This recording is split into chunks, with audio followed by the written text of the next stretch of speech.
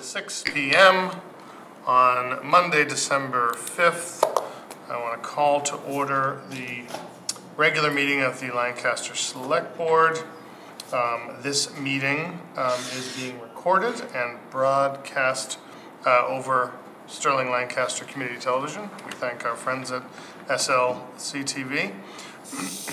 Before we begin, I'll do a roll call of the Select Board. Jason, are you here? Here. Alex, are you here? I am here. And I am here. We are all here. Fantastic. Yes? Somebody has, I have dry ice. This. I have dry ice. Okay. Folks, if you, if your name is, are you advertising that you have dry ice on the Zoom? Otherwise, if you could either put your name on your... Or just make it dry ice. Sorry, that would be my son thinking he's funny. Oh, well, I'm sure he is. I'm sure he's hilarious. Okay. And I like dry ice. I mean, I'm a big fan. I guess it is dry ice has its purpose everywhere. We're joined tonight by some literary legends as well. So, what a lovely evening. All right. We are, the next item on the, oh, sorry, I did the roll call. Next item on the agenda is approval of the meeting minutes. Is to review and take action on the following Select Board's meeting minutes: November 12th, November 14th, and November 21. Start with November 12th. Anybody? Offer motion to approve November 12th, 2022, and November 14th, 2022, and November 21st, 2022. Is there a second? I'll second. Okay, is there a discussion on the motion to approve all three Select Board meeting minutes? Yes, on November 19th, that was a That's joint. not one of those days. Yes, it is. The 12th, the 14th, Oh, I'm and the sorry, 21st. the 12th. I apologize. It's the Saturday meeting that we were here. Yep. It was a good meeting all day, with joint meeting with the Finance Committee. There was a lot, it was very informal, a lot of informal discussion. We were presented with some great backup materials. I don't think we have to get in the nitty-gritty, but so people have a sense of what went on in the meeting, I think we should at least insert a referral, a notice that we are referring back to the meeting materials that are online, or insert the slides here so people know that was presented. Yeah, so insert that they can go to the meeting notice in the minutes? So say the meeting, so we would add in section 2. Yeah. So for information as to what was presented, please see presentation and slides on meeting materials of that day, or as we've done in past minutes, include the slides. It's not slides. They're extensive Spreadsheets that are gobs and gobs and gobs of pages that are all included in the meeting minute material. So we would write in the meetings, and so as long as it stays up there, that's fine. Just say. We haven't removed the meeting. Yeah, we wouldn't. Right. So So just say insert in to keep it, because I'd asked earlier, and Kate did respond that it was a lot of pages. So it's rather than in some other meeting minutes, we have put the exhibits into the minutes. So if we don't want to do that, and in interest of keeping them briefer, but still giving people, because we want people to understand what we go through here, just put under Roman numeral 2. So you're making a motion to amend, if you'd like. A motion to amend under section 2, a line that would say, please refer to meeting materials. Can you write that down? Write it maybe on this blank piece of paper. But just don't, maybe we should, do you want to put that on just one? Or maybe that should just be like a standard in the header? Because all of them really have been meeting. Well, that's a issue for a different time, but yes, I think that, no, I mean, that it makes perfect sense to put that on. It just seemed like in accordance with open meeting law, we can also say. Yes, all Please meeting refer to materials. meeting materials. Maybe, can I just suggest that maybe this is a distinction, yes, that Kate's point, that we make to all minutes. So this isn't relevant to approving these, but it is relevant to how we list minutes going forward. This is easy enough. And then, yes, I agree with you, we should do it. This is really,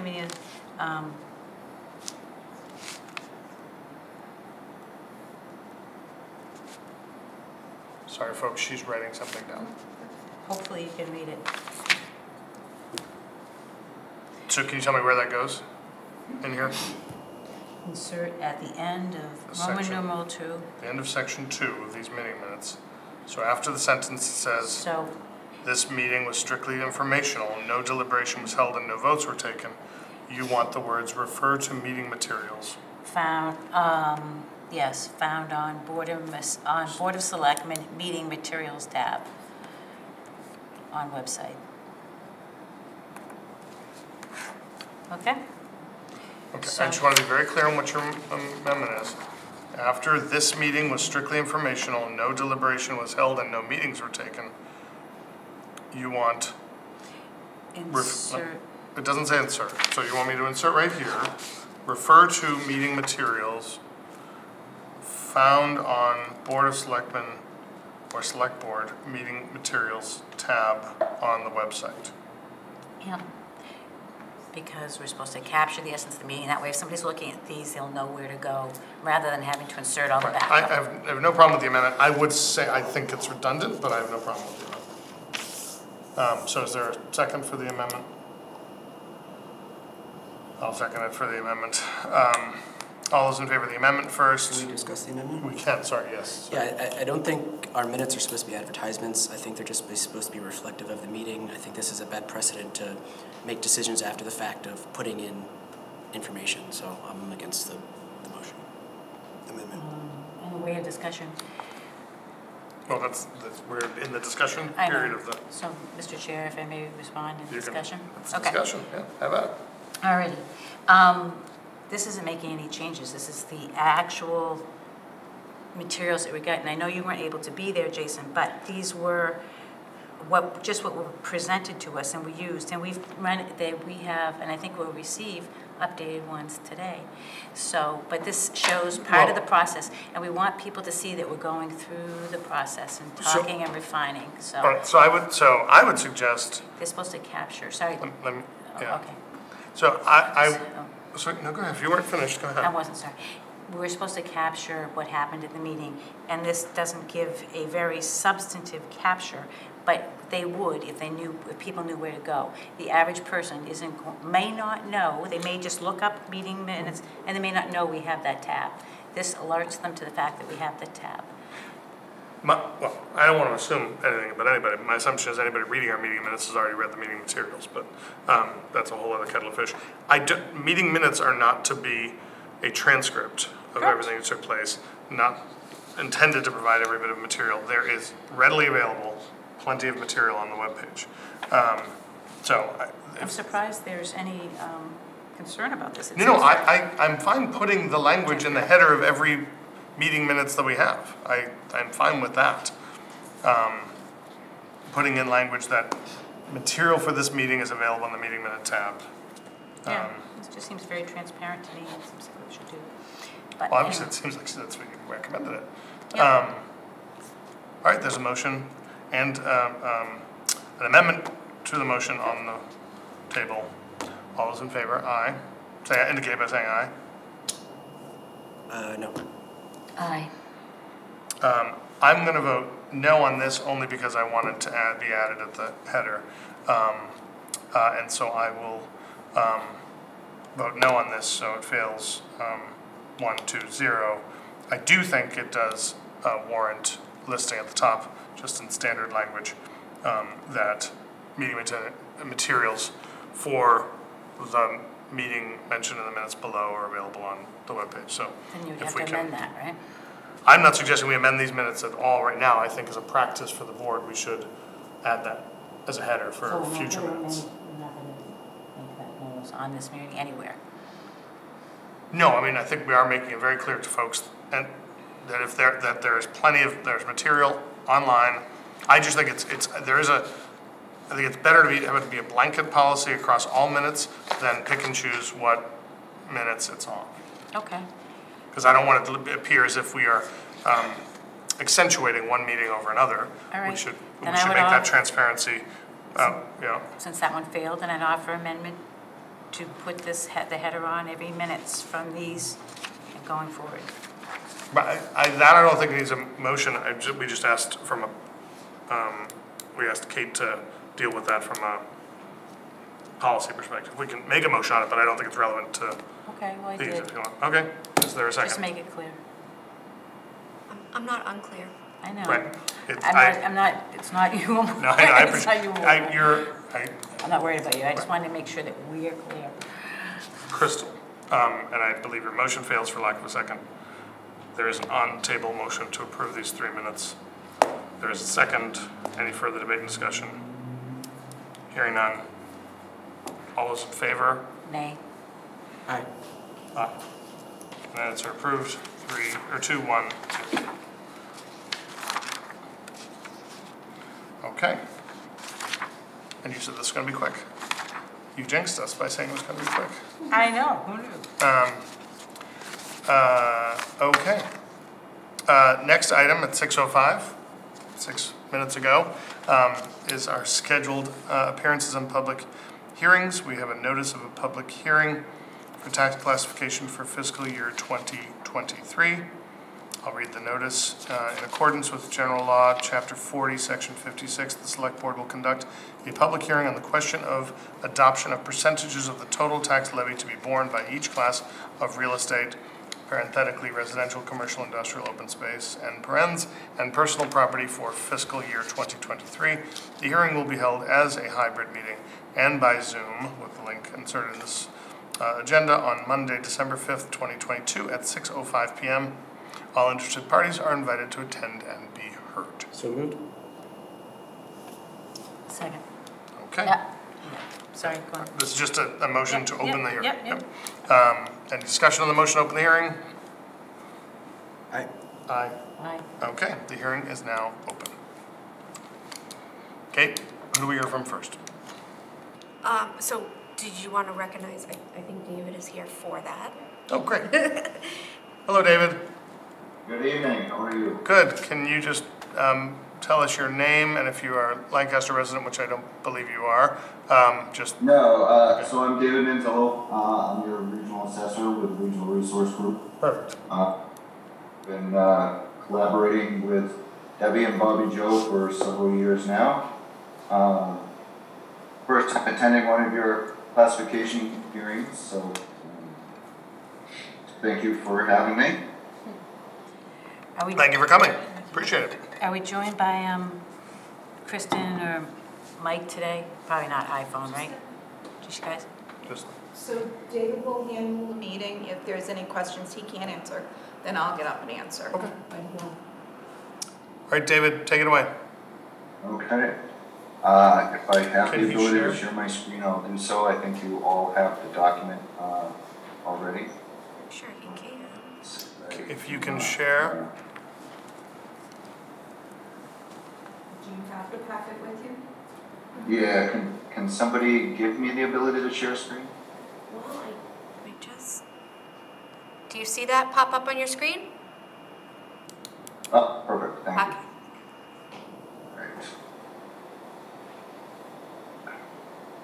Okay. Can everybody see my screen? Yes. Yes. So again, we're here for the tax classification hearing. This is an annual process with the Board of Assessors. Meet with Board of Selectmen for a recommendation on single or split tax rate.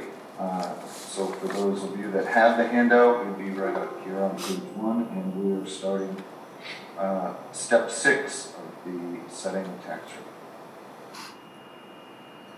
So I'm not going to read the whole packet for you because you have it, and I'm just going to go over some of the basic terminology quickly and the pertinent numbers that you care about. So what is the levy? The levy is the amount of property taxes to be raised by the town.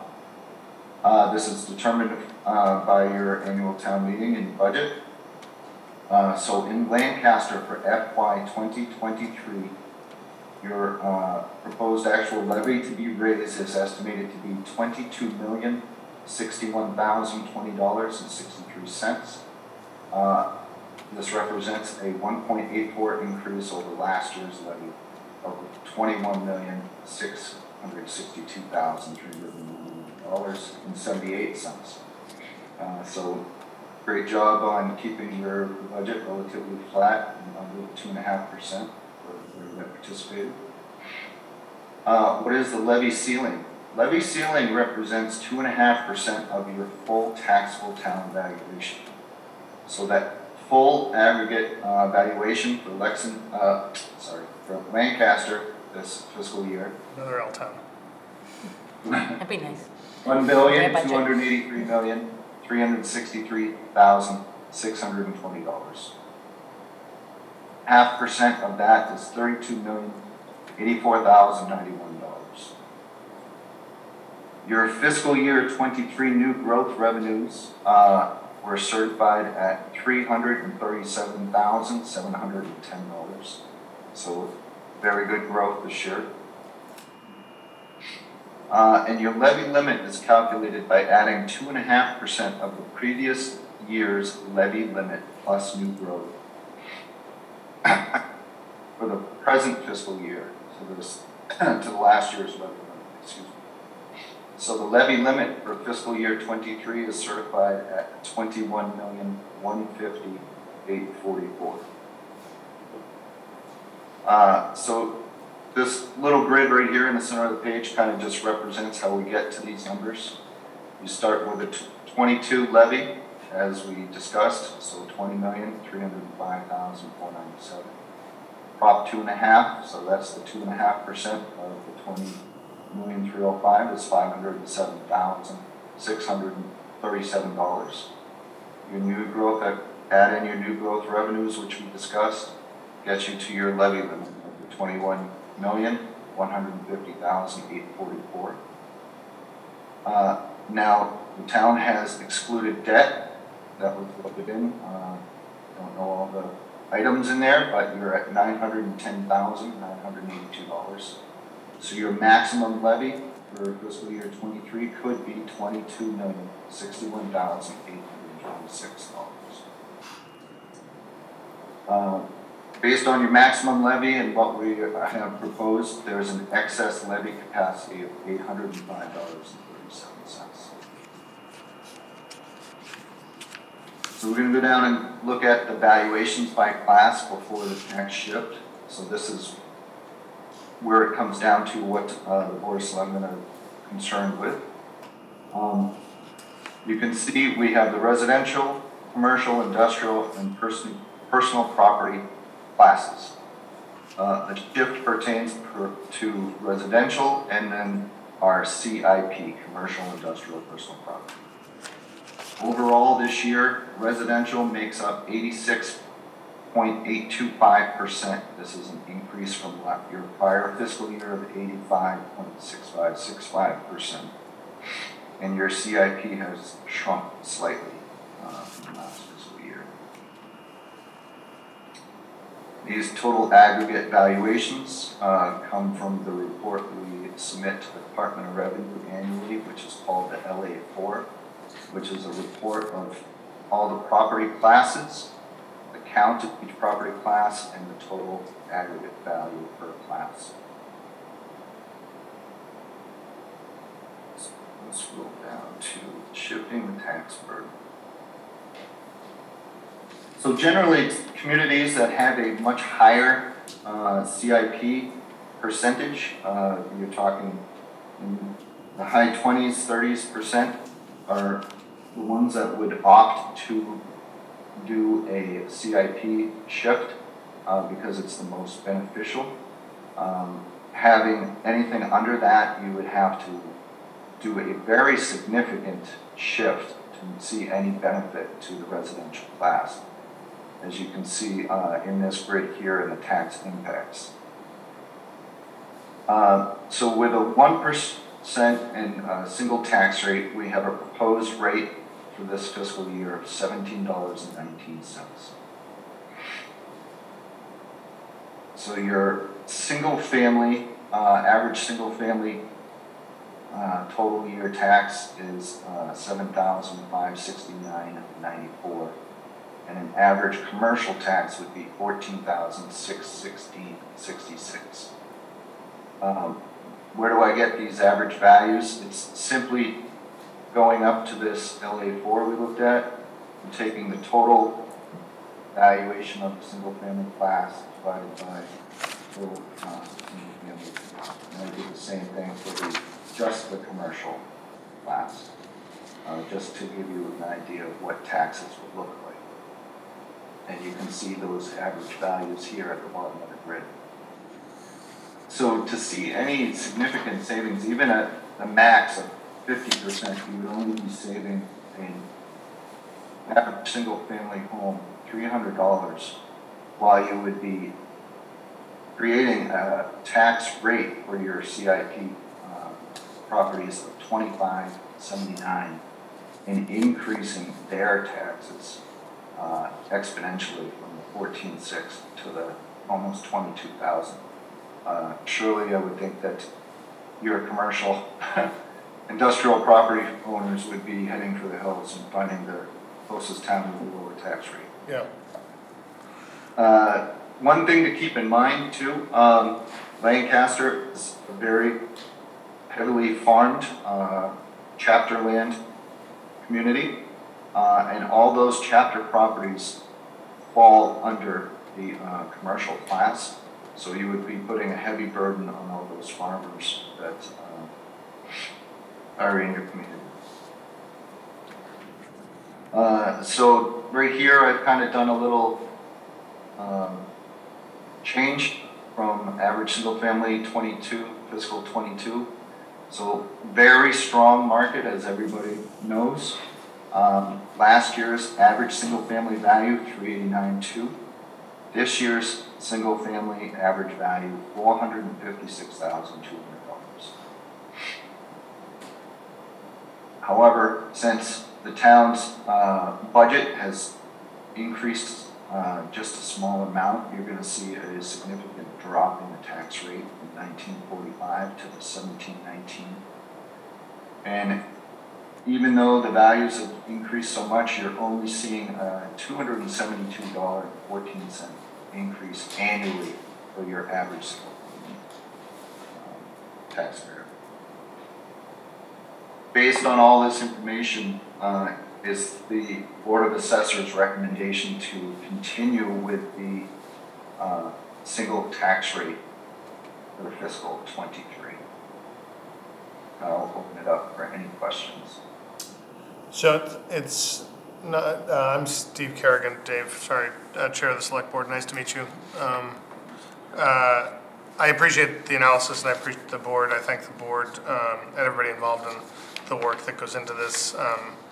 It is not an easy task, and oftentimes when we're discussing taxes, it's not exactly everybody's favorite topic, but it is a necessary one. And that's why I wanted to highlight that something that you just talked about, Dave, in that section that right above the word recommendations. We've all talked about, I think everybody who run for office at some point talks about tax rates and lowering your taxes. I just want folks to understand what David just pointed out, which is the tax rate may be going down if this is adopted by more than $2 on the thousand from 1945 to 1719. It happens to be in the same year in which the values have gone up significantly, so that it will end up being a net increase for you. Although, on average, $272, which is small. I just want folks to understand that just because the rate is going down doesn't mean that the tax burden that you're going to be feeling is going to go down as well. And you have taken the podium. Well, I just So I want to, appreciate that, yeah, no, I don't want to cut you off. No, not at all. I The acknowledge only it. thing I want to point out is part of the reason for the tax rate going down as much. If you go back to your debt exclusion, Yeah. and you see last year's debt exclusion was over $1.5 million. We've paid off the school. Yeah. So that has helped a lot with the tax rate dropping. So I just want to make that point. I was just going to make it, but you Oh, made it. I'm You made sorry. no, but you made it far better than I did, and Sorry. with numbers to back it up. So I appreciate that. Those of you who remember, we did a debt exclusion to do the school renovation, the school building and renovations down at Burbank and Rollinson. That is finally done, so that is also a reduction. All of this, none of this can be done in a vacuum when we think about, as I'm sure we'll talk about later in the meeting, this coming year's budget and what we're going to be facing for overages for the school and for the town. So I want folks to understand this in the whole context of it. So I do appreciate the school piece, because that's another reason why things have gone down. But you will still see what comes out of your pocket as a slight increase from last year on average. So I appreciate, Dave, that you raised that, and I just wanted to highlight that. I would probably echo the recommendation, and hopefully we'll vote for the recommendation of the Board of Assessors to keep us at a one rate. The point on agriculture was very important, which I did not know that they were considered commercial, so that's important. I hope at some point we have such a diversified tax base in Lancaster that it makes sense to at least look at it. But for now, I would urge my colleagues to go along with the Board of Assessors recommendation. Dave, do you have anything else, or are we still in questions for us? That's it for me. I'm just happy to answer any questions that pop up. Appreciate it. Do either of you have any questions? Yeah, I do. Okay. So thank you for the presentation. It was excellent. Thank the board and Bobby Joe and Deb. And yeah, let's see. So you mentioned during the presentation that valuations by class before tax shift, that the CIP shrunk, and I see that here a little bit. Why did that happen? Just much stronger residential real estate market than It shrunk as a percentage. So Right. residential grew. It shrunk, yeah. Right, but CIP didn't shrink. Yeah. So in setting valuations for fiscal 23, the Board of Assessors, we analyze calendar year 2021 market sales and income rental for setting values. So keep in mind, assessed values are never current market. We're always retrospective, almost to 18 months. So in 2021, extremely strong residential market. Seeing increases. Bobby Joe, can you remind me what our residential increase was? Was it 17%, I believe? That sounds correct. Yeah. Should. It was like But to clarify, if it is 17%, so there's a 17% increase in the residential tax base. Is that what you're saying? Value, sorry. Valuation. Yeah, valuation. Copy. And so I know, watching real estate a little bit, we all know that values went crazy everywhere. It's the market. You did not see that as much in commercial or industrial? No. I believe theirs was 7%, I think was the increase, if I remember right, during the revaluation process.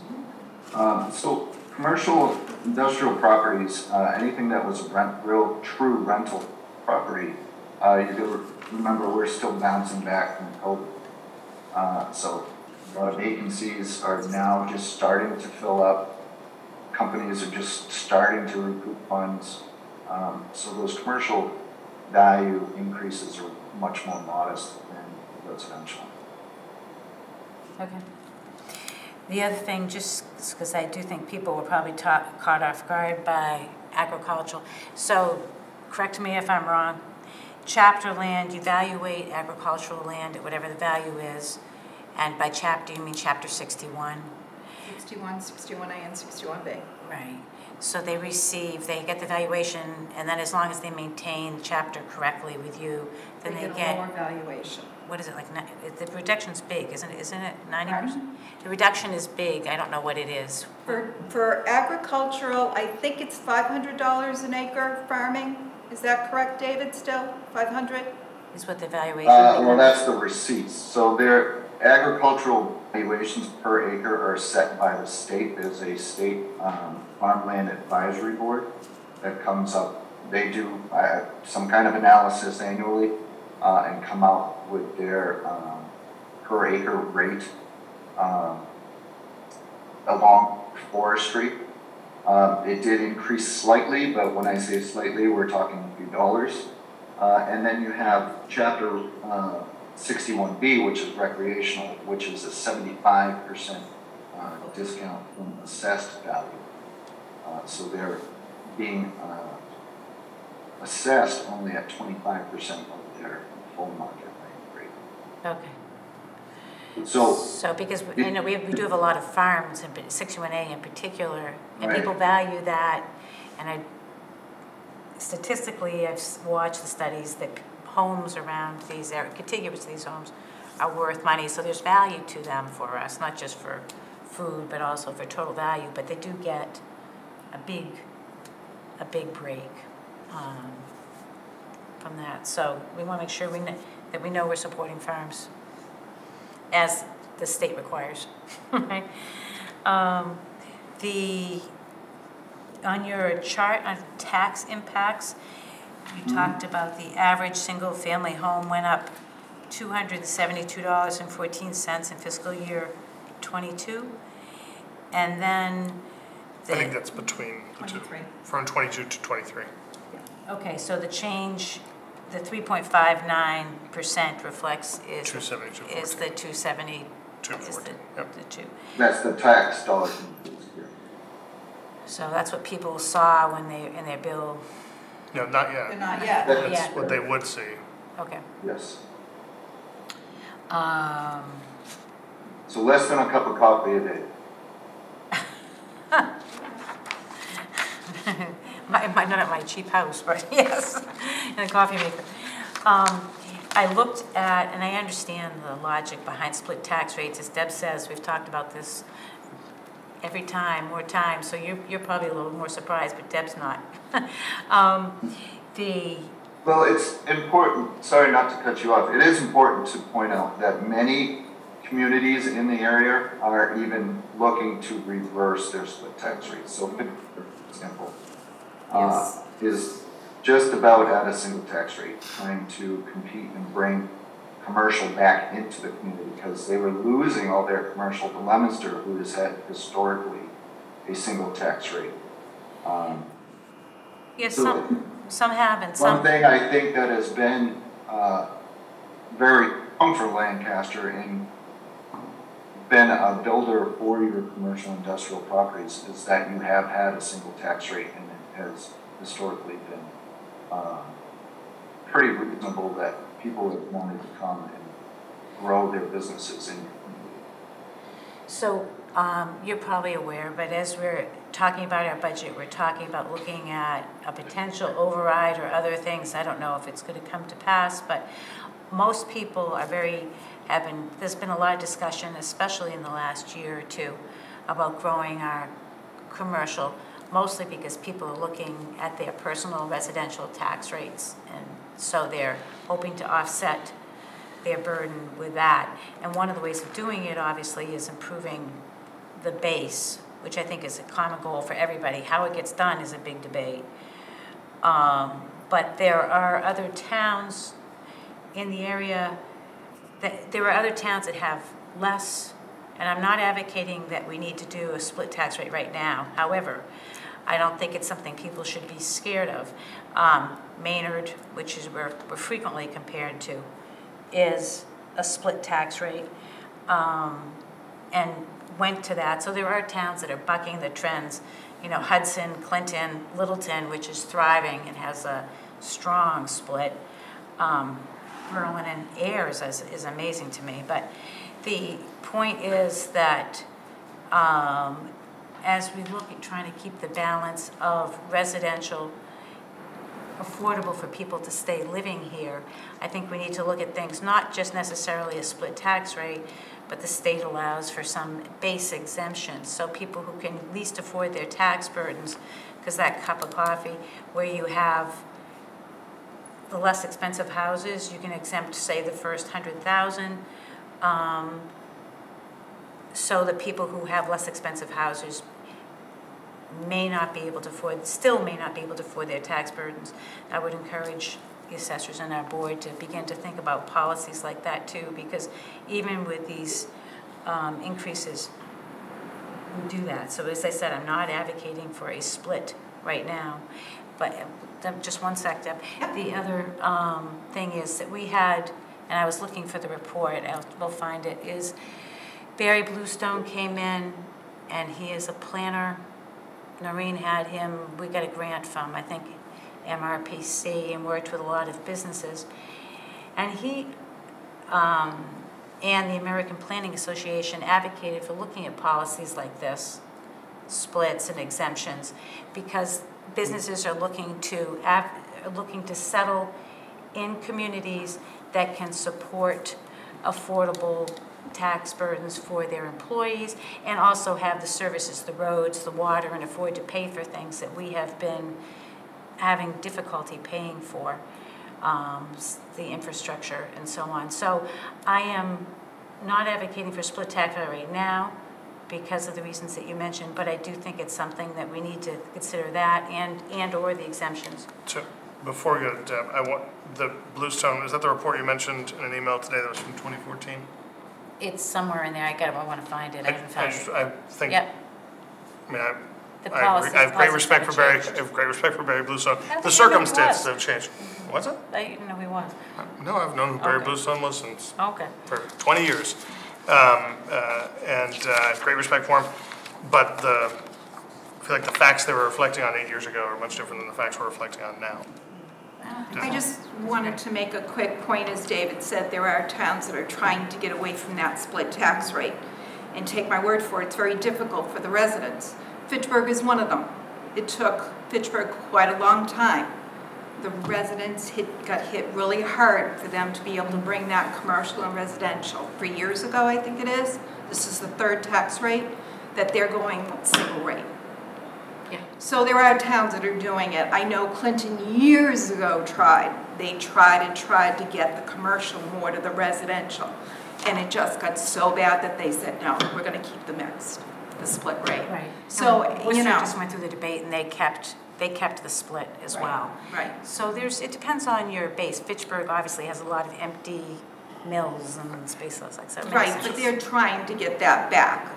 Right. So I guess I would just point out, we're here to discuss and debate this. We can, as a board, if we want to have the debate about a split tax rate. I don't know that that's. I frankly agree with the recommendation of the Board of Assessors, but We all do, but I think it's a debate that we have to have about the exemptions, because our residential tax rates are what flat. exemptions are you talking about? The state has some provisions that allows you to exempt a certain base. So I guess the point is, this hearing is about this, and that is a whole other set So of it's just discussions. a policy discussion on a larger thing, but Right. right now, I'm just saying we have to look forward to this, because we've heard from people our residential taxes are crippling them.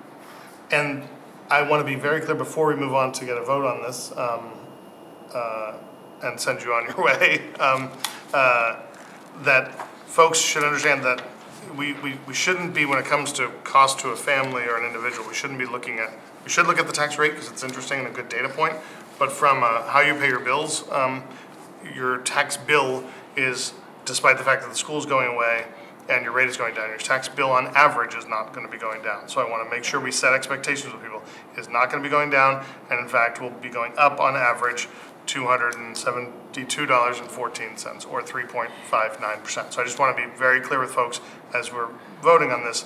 This is not a windfall. There needs to be an understanding that folks have done the best they can to get us to the right numbers, and this will set us on a path, but we will likely, and this is not the purpose of this hearing, so we'll discuss it later, we'll likely, of course, need, as Alex pointed out, an override to deal with some of our budget issues, and we'll tackle that in a different section of this. So if there's any other comments about the hearing, relevant to the hearing on this tax rate? Yes, sir. What is the relationship between our vote on this tax rate and the current financial issues with our budget? On this, well, this tells us the amount of dollars we're able to levy from the taxes that we will be able to charge residents and commercial industrial. So why are we choosing 1% and not a different number? Maybe something. It is one. Yeah. You can't choose a different number. Right. The only way you choose a different number is you split the tax rate, hit the commercial, industrial, and personal, and hit the residential at a different rate. It's only one if you're keeping it on one single rate.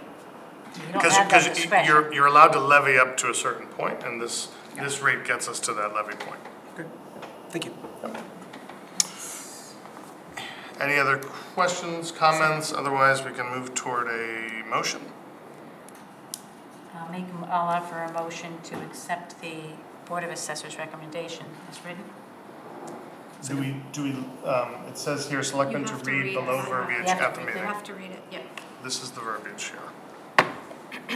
Right there. I would make a motion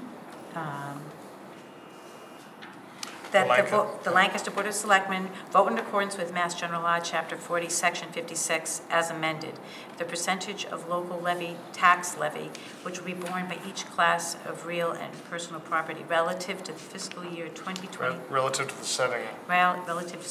Include in setting of the fiscal year 2023 tax rates, and set the residential factor at 1.000 with a corresponding CIP shift of 1.000, pending certification of the town's annual tax recap by the Massachusetts Department of Revenue.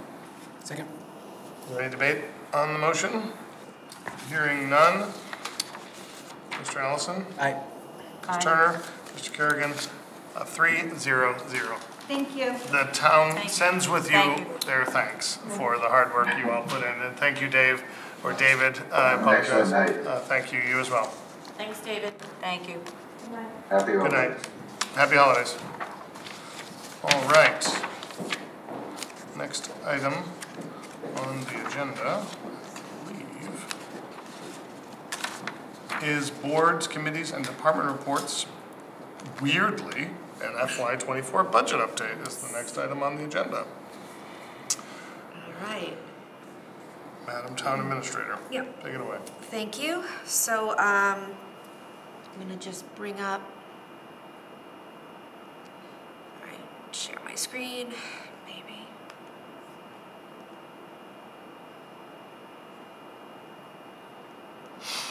Okay, and I have Cheryl Garapi here as well, Finance Director. So this is a very basic, high-level overview rather than going into all of those numbers, which Cheryl and I have been working on, and I think what we need to focus on right now is basically K, which is very similar to J, and there is some differences, so we have to check those because some of the numbers changed a little from what you all heard from the departments, and what has transpired since then. Most notably is energy costs and insurance.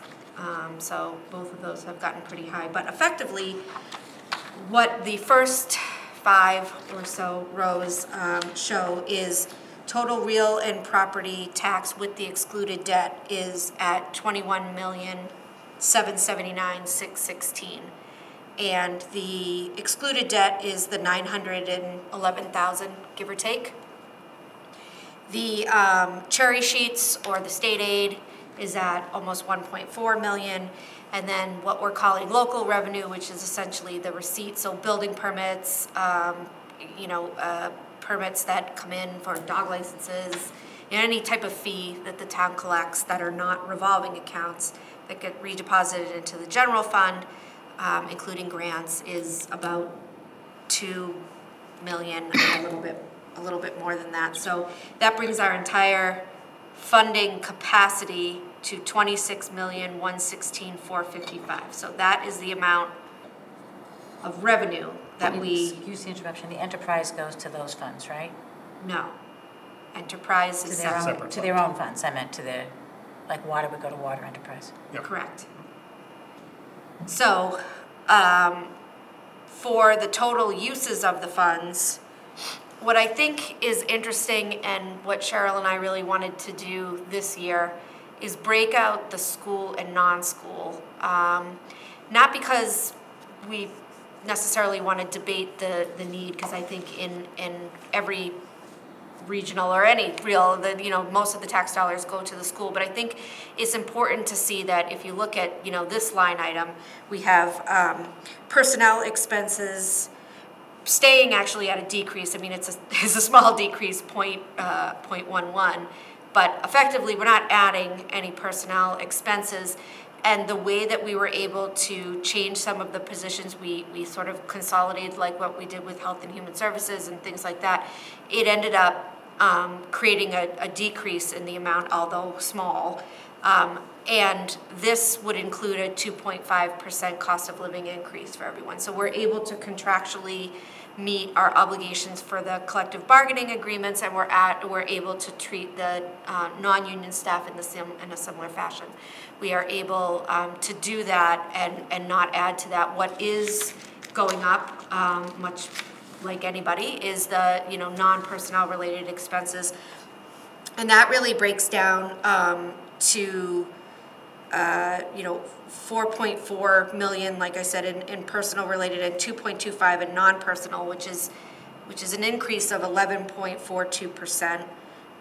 So it includes a very small debt payment of $388,125, the risk management of 2.1, and that's to ensure our properties, professional liability, and all of our assets. And then the bottom line there is the transfers out, and that's just a designation for if and when we need to use free cash. So this is sort of the contingency fund that should we have something unforeseen, we can go and transfer out of this fund. So it would remain in free cash if we don't need it, but we still have to appropriate it, or else we'd have to call a special town meeting.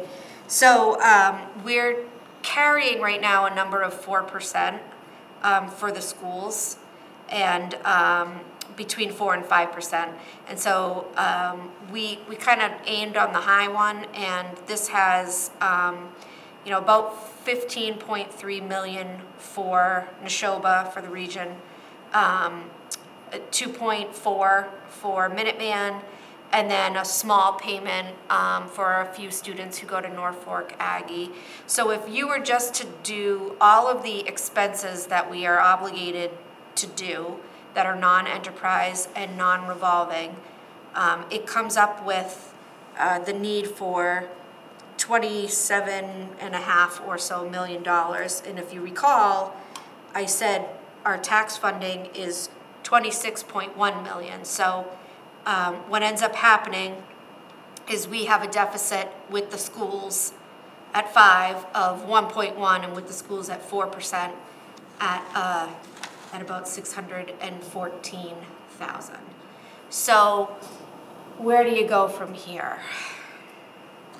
You go to. So, can I ask, Well, is this a time to ask some questions, or? hopefully not, because I'm not done. Just let her Okay. finish the brief. And I'm hoping that it answers some. Yeah. Just Okay. another sheet. Okay. So this is looking at the tax levies over the years, and you can kind of see. I'm not Yeah, sharing sure. right now. Oh, I'm sorry.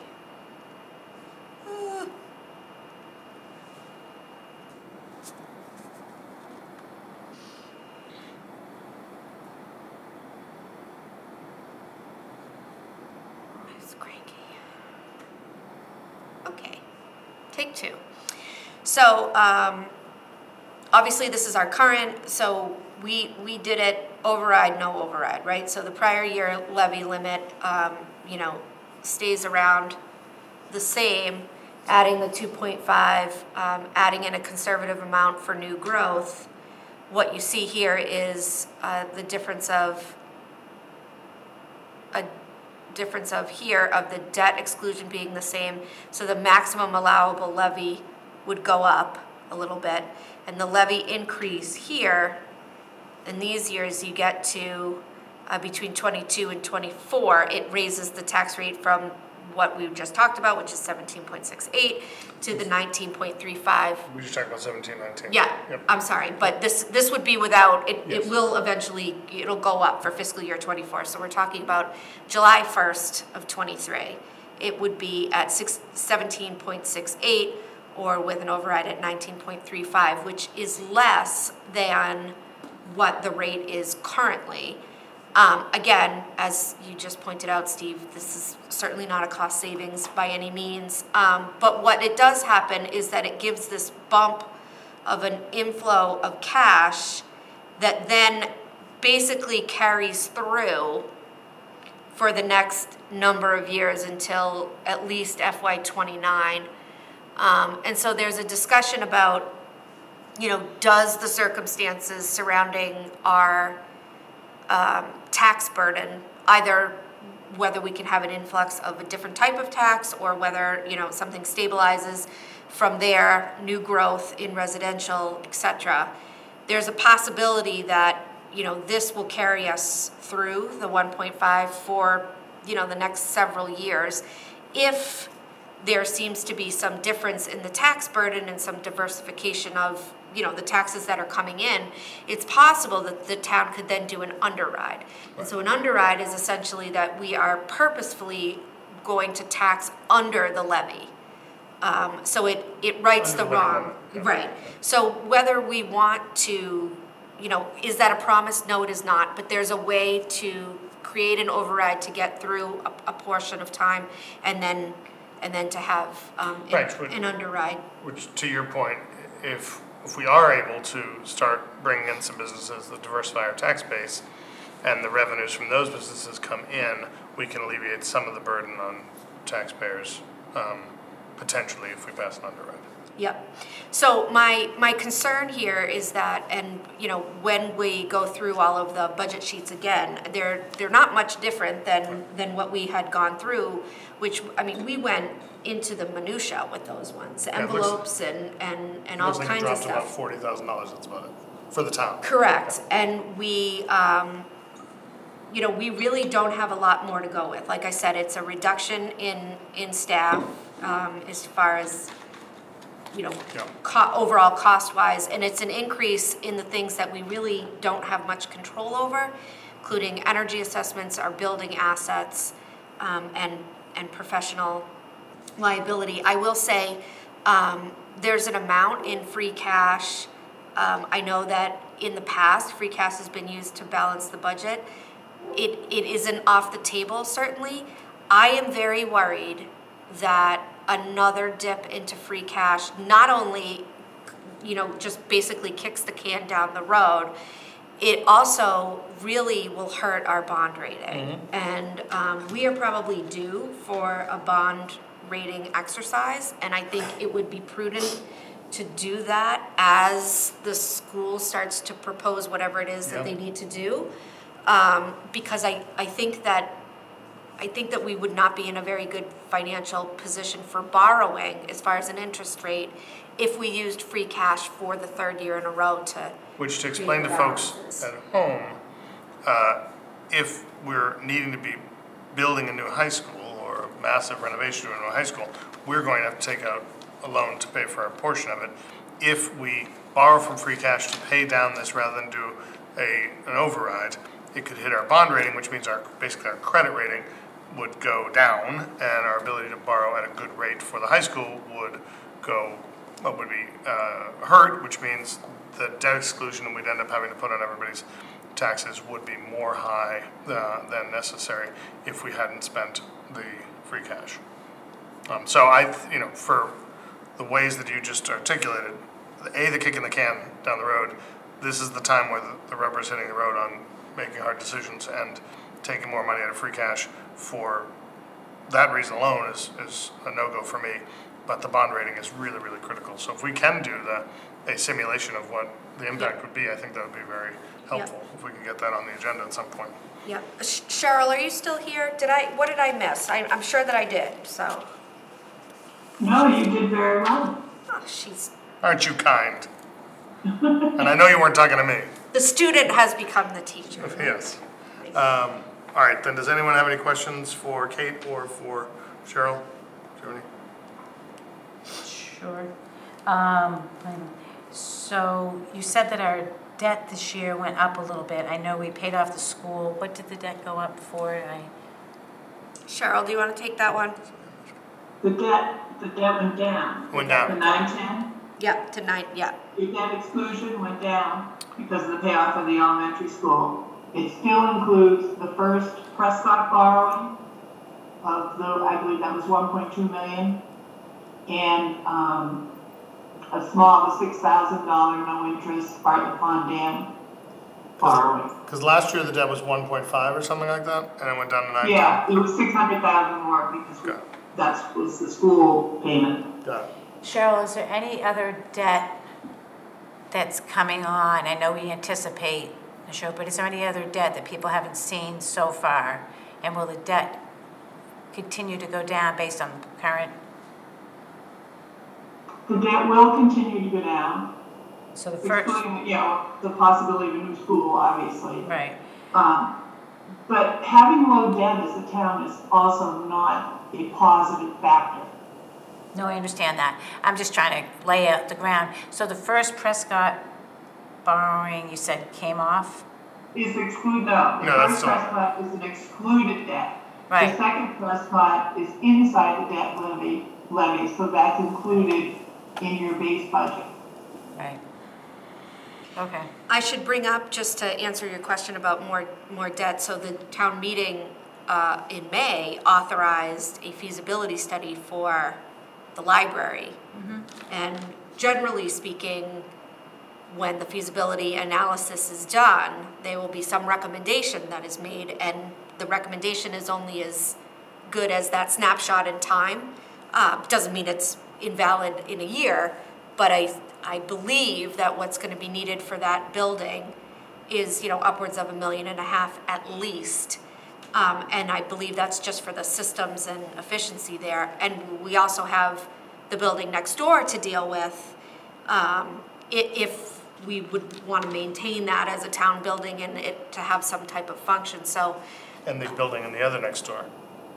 And school. Right, of course, in the building in the other next door. So I do think. It's surrounded by buildings that are going to need work. There's nothing in the 24 capital plan that is calling for any general fund monies or borrowing relative to capital.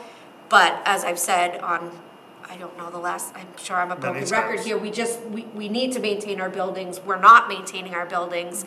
The plan is to not allocate any dollars to it for this year because of the situation, but I do think that we need to, we have some ARPA money that we can use for some Band-Aids and some things like that, but there needs to be some kind of plan to take care I think of the assets. the reason I was asked the question in part is because I think people, sometimes municipal accounting is a little strange. So an override is typically more operating and goes on ad infinitum unless you reduce your levy limit by an underride or something like that. But debt is a certain finite amount of time, which is why the school came off, police station's been off, and I guess this building's on for a while. Cheryl, do you know when this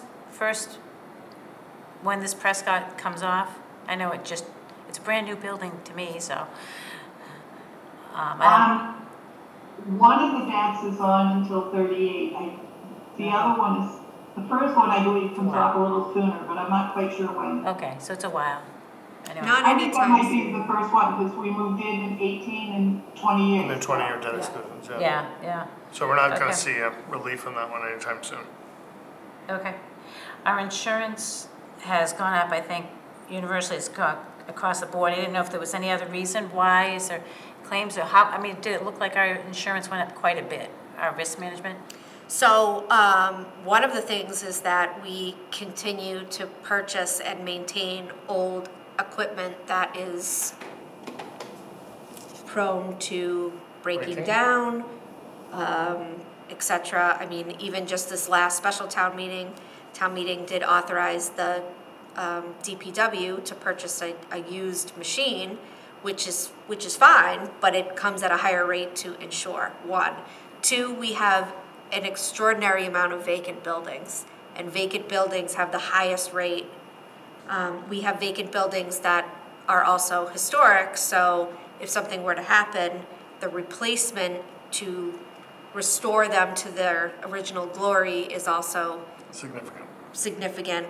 And there were, years ago, they're off now, most of them, but there were a number of lawsuits, probably about 4 years ago, and headed towards, and that raised the professional liability insurance level, and much like anyone's vehicle, they aren't probably recircling back to say, but you're good now, let's take something off the bill.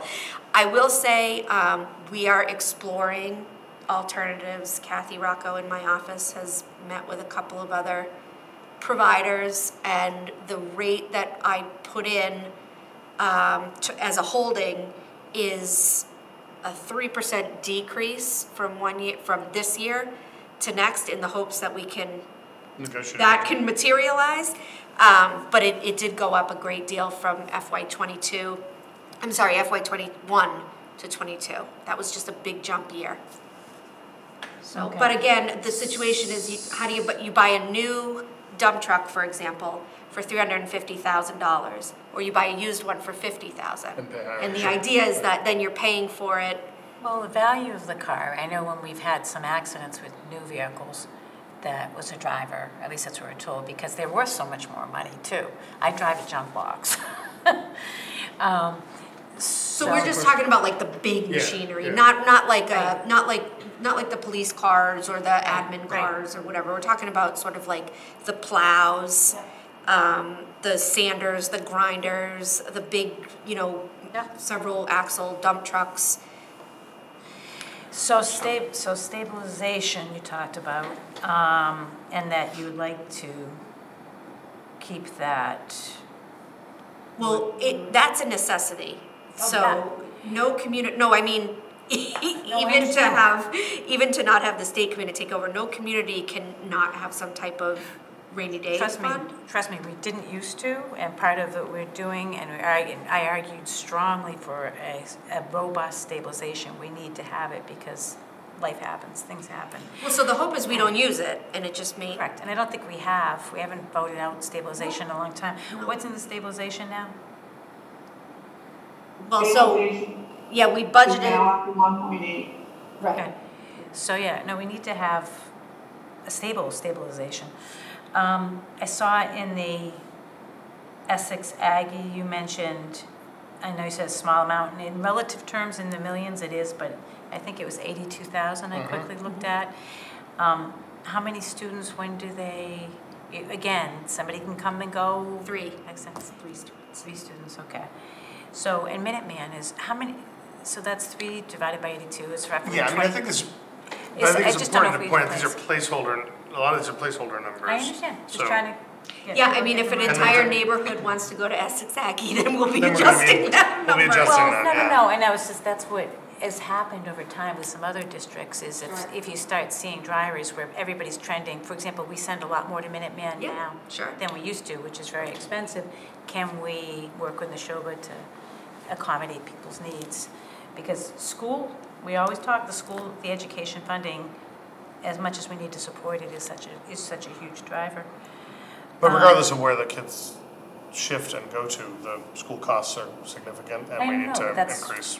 As I said, we mentioned that it was small money, but it's still, it's a lot of money, small in the whole. If we're rounding it, I would say sort of the town is about 7 million to the schools 20. Right, give or take. Yep.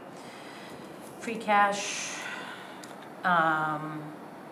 yes, you've talked about the importance of the bond rating, and we've used free cash for years and years, which is all kinds of reasons why that's it's not a good idea. I don't know how much you with that. But so the new growth, it looks like this last year was 337,000. Right. And we're using 100,000 to estimate. Are we just being conservative there, or do we expect new growth to decrease? Cheryl is the ultimate conservative, but I'll let her speak.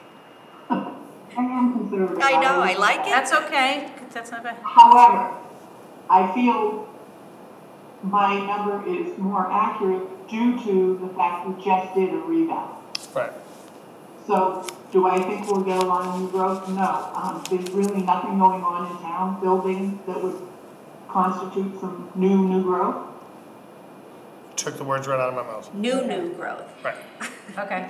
And then on the last spreadsheet that reflected the override panels and stuff, it says AUC. It should just say override, not AUC. Okay. Yeah. So at a moment in time, I had added on the AUC getting added to the tax rate a couple of years back, and I didn't take that title away. Okay, no, it's all right. I missed things. I thought I And might just have for the missed number something. of people who, it's just a good point that you bring up, for the number of people who say, well, wait a minute, they were an institution, so I thought they're exempt. The deal is that they enter the tax rolls in a different capacity as they started to sell property. Yes, yeah. Okay. Any other questions about the, I appreciate this update. Sorry, I think that was a bummer. And I do have capital, if you... No, it's quite all right, yeah. Because we're going to be discussing the capital relative to ARPA at least at our next meeting. Just teaser for everybody at home. On 12/19, we're going to be having a joint meeting. I think it's 7. Well, our meeting will start at 6, and I think the Finance Committee is joining us at around 7 to talk about a draft capital plan. So do you want to give us a couple of seconds on that? Unless you have a regular... Just a quick question. So the deficit is around 1.2? Yep, exactly. Do we have a plan today to pay for that? We do not. And Sure. there's very little options, right? There's very little options. $1.2 million has to be found somewhere. What happens if we don't find it? What happens if we don't find 1.2 million?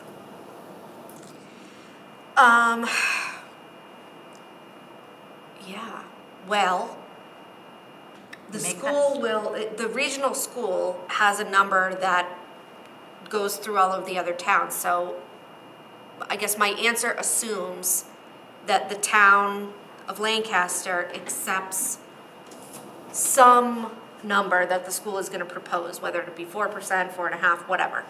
So knowing that, that's about $700,000. You would have to literally cut $700,000 from the town in order to make up that, which would be the equivalent of 10% of the town. Yeah, I mean, it would be keeping just the essential functions. I mean, you need a clerk, you need a tax collector. Is there any way to make those cuts without laying off staff? Oh, no, absolutely not. So if we don't find 1.2 million guaranteed staff layoffs. Yeah. Well, it's important, I mean, so can I ask how you define find 1.2 million? So my questions were for Kate, but 1.2 million is our deficit. I'm hearing that options today are 2.5 override, and that requires a town vote. If that doesn't pass, we have to fund the government some way. Yes. And what Kate had said is, at a minimum, we have to find the $700K, and that would be only through cuts, right? On the municipal side, sure. Yep. And the only way to make $700K is through laying off staff. Yes. That I can see right now. I mean, there's, or some influx of cash in some other manner, And Kate, which is not coming in the next right. 9 months. And Kate, I think important, and I appreciate Jason raising this in such very clear terms. Of that $700,000, that's the town's version of that, or share of that.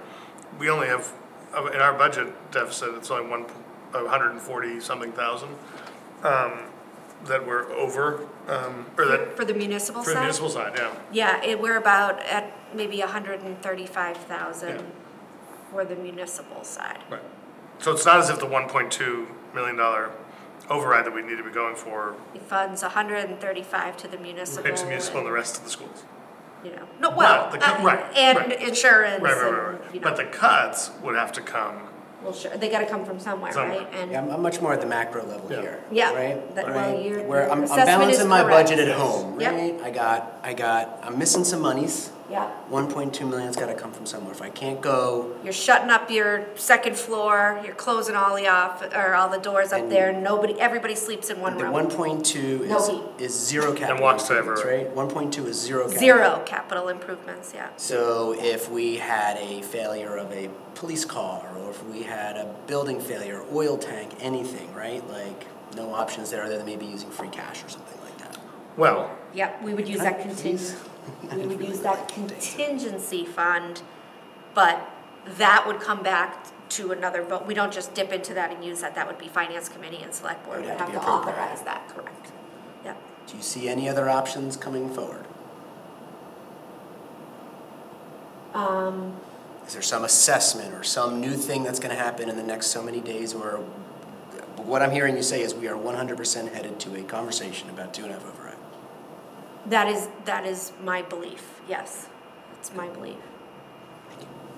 And just for the record, as like someone who has been now in the job 7 months, I mean, I tried very hard to look at this from very many different lenses, and I want all of this documentation to be out there so that everybody can read it and see it, because there might be things that we consider essential that other folks don't consider essential. Like, it's up for a discussion. I just don't see a way to make up, 20%. I don't see it. right. And I think that's why it's important that we started having these conversations so far before we are taking a budget before the town meeting, because to Jason's point, people need to see this with their eyes wide open, that and people can go online and watch the 6-hour meeting we had with the finance committee and town departments. There were many town departments that took a negative increase year over year. As you saw even in the presentation tonight, there's some.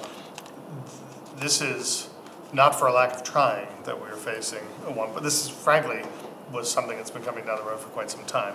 And the fact that we're facing this is the reality of life in our town with, frankly, not a tax base that is robust in any way other than residential tax base. And you just saw an exempt, or the 55% of the town that is tax exempt. That's what's tricky. And you saw the valuations went up 17% for residential.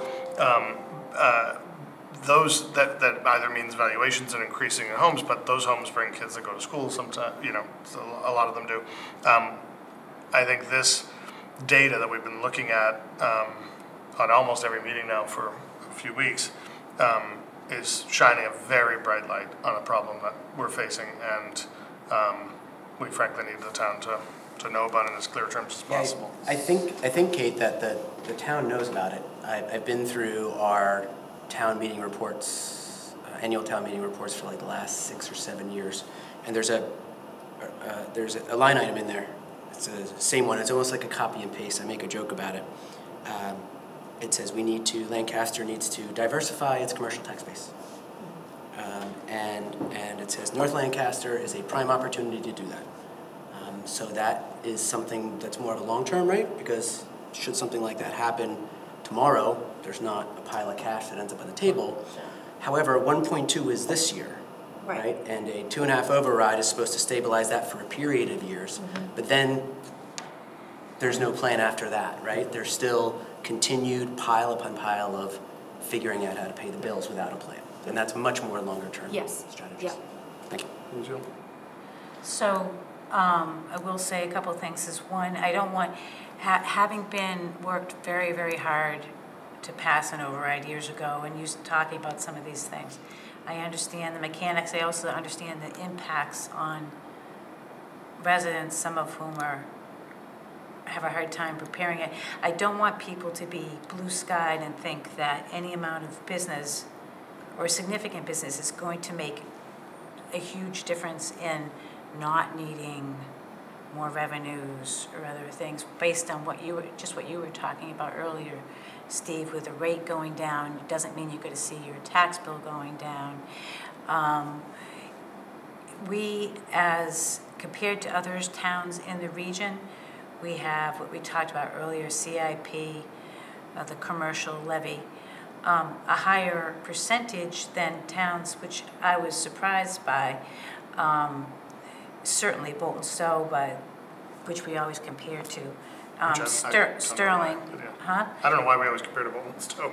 I know we do. Drastically different town. Well, I think it's because of the schools, and Sure. the thing is, the people in Bolton Stowe, the average income is just much more able to support the tax increases.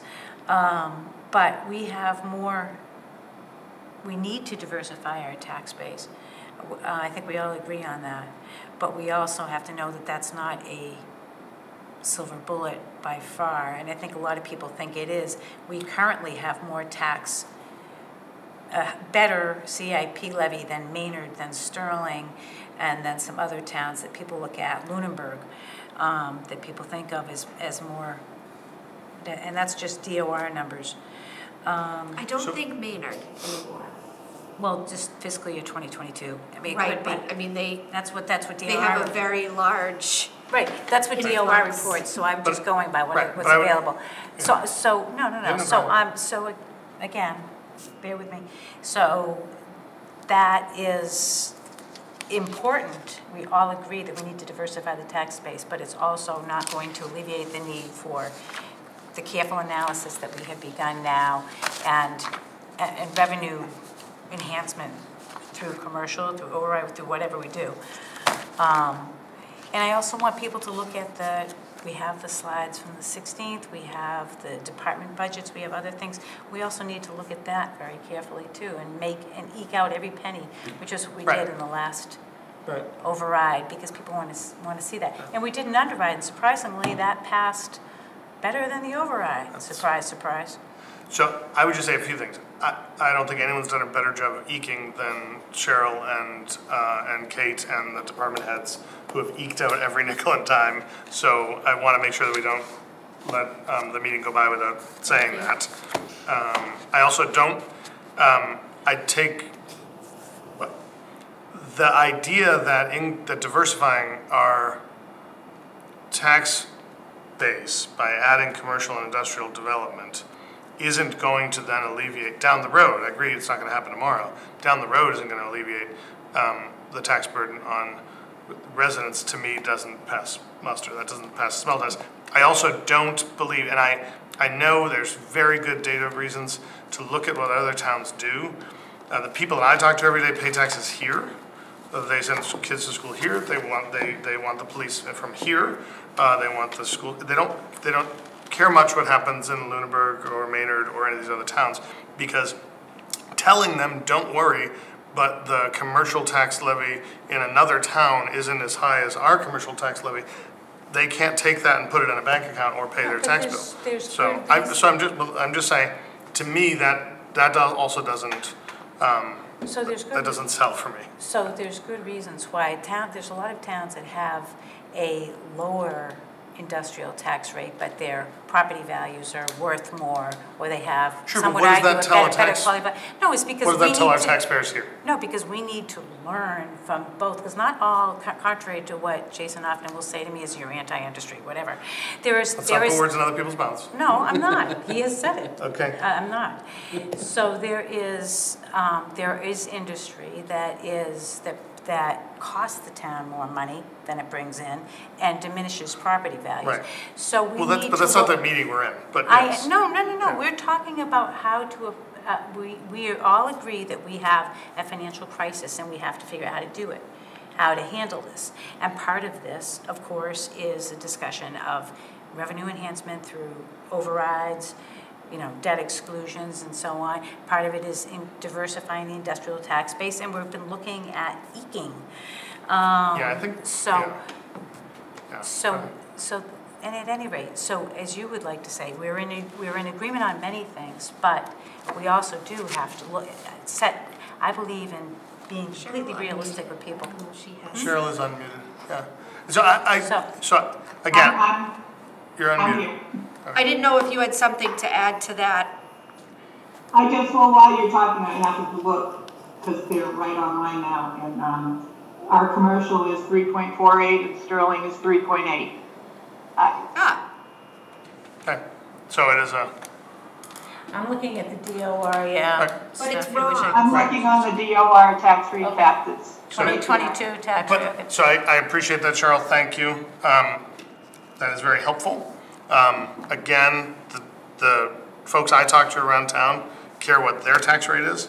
They care what their tax burden is going to be, which is why talking about the tax rate's important, but the tax burden is more important. And the tax burden is going to probably go up about 3.59%, which is on average $272.14 per household. Excuse me? Has gone up. Right. No, will go up in Will go up, January. thank Because of your actual tax. Thank you, Cheryl. So that's what the people I'm talking to care about. They don't care about what's going on in Sterling. I mean, we love our neighbors in Sterling, don't get me wrong, and the Sterling-Lancaster Community TV, we love you guys.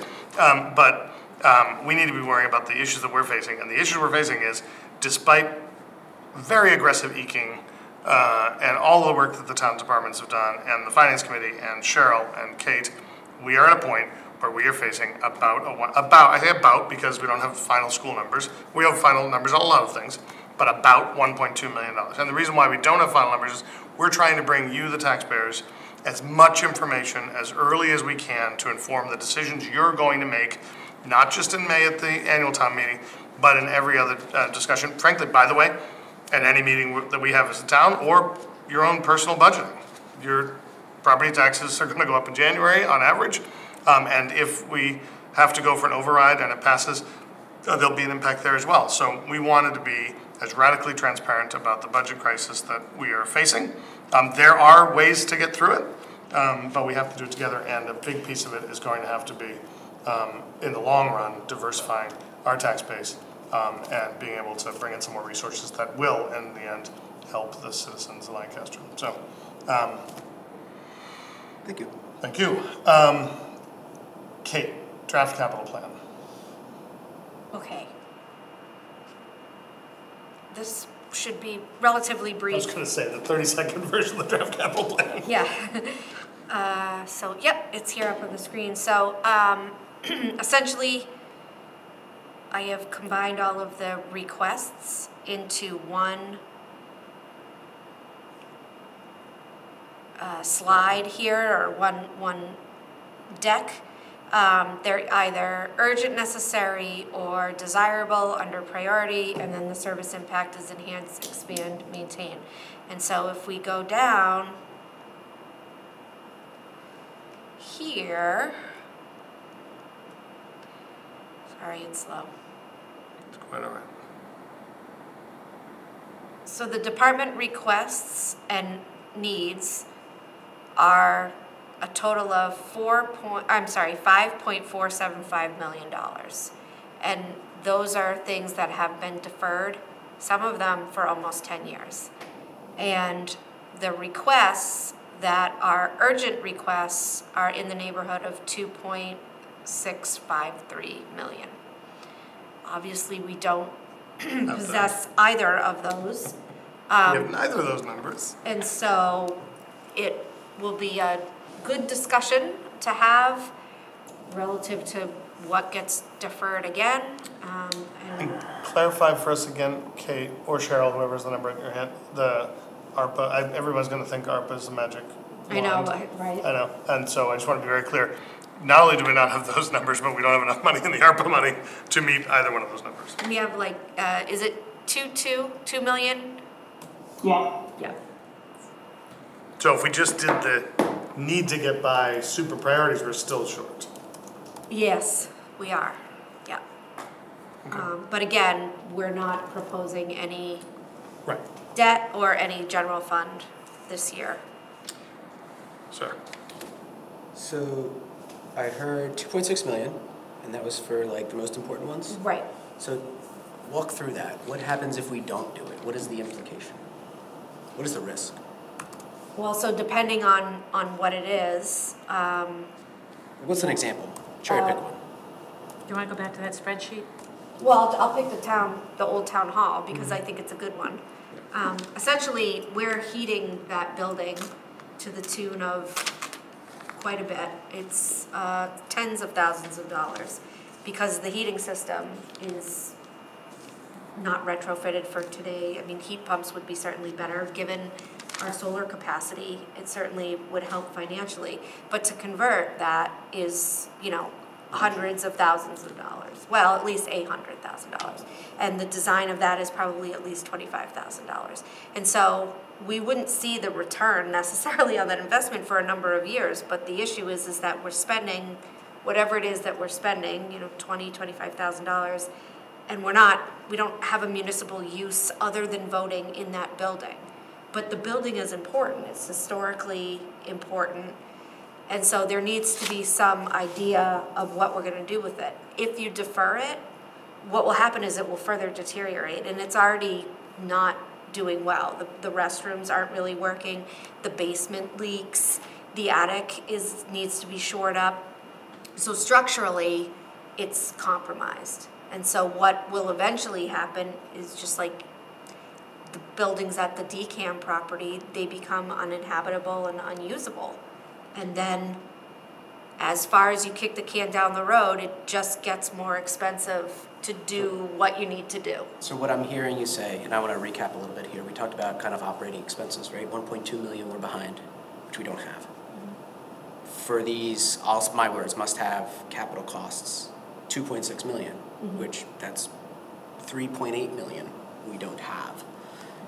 I think with respect to your example there on the building, you know, I go back to something I've said before, I want to say it again, like conservation is not free, right? If we want a historical Lancaster, if we want to have these nice things, we have to figure out a way to pay for them. And today our only option is 2.5 override, right? Or some other weird costs thing, but that doesn't even include the 2.6. Right, yeah. So the options in front of this town today, 2.5 override, or don't do it and layoffs. And that doesn't even include capital. Do you envision, hypothetically speaking, if Lancaster were to look at 2.5 override, would that be 1.2 or would that be 3.8? Oh, I think it would be between 1.2 and 1.5. It would not so it wouldn't even include the capital. So what's the plan for that then? How does Lancaster get out of its own way? So I would think one of the things that could be helpful is if the town had a public-private partnership agreement, such that you essentially have a private group, preferably a nonprofit, come in and utilize the building, and in lieu of rent, they would take whatever it is and they would fix it. For that example. For whatever the long-term lease is, for that example. The restrooms in the community center, they're not ADA accessible. I don't see any other way around doing that. We've received complaints. Steve received a letter from somebody. They're absolutely right. You know, they need to be updated. I don't know what happens if you don't do it, but certainly the plumbing and whatnot is deteriorating there anyway. Does that become unusable? It's a public space. It needs to have public and accessible restrooms. Okay. Thank you. Thank you. So we are teeing this up because we are having a capital plan discussion with the Finance Committee again 2 weeks from today at 7 p.m. joint meeting with the Finance Committee. The Select Board will meet for an hour before that. For all you fun folks at home who want to tune in. Thank you, Kate. Appreciate it. And thank you, Cheryl. I'm sure you'll stay on for the rest of the meeting. I'm kidding. Okay. Next is Kate, number 2. That was not mine, but the planning board is having a public hearing on Yes. 12/12 Yes. to hear. Well, it says citizens petition, but I think there's some discussion Yes. about that. Yeah. So there's some discussion about who is sponsoring the article. So there was a citizens petition, as we discussed at the previous meeting, for us to have a special town meeting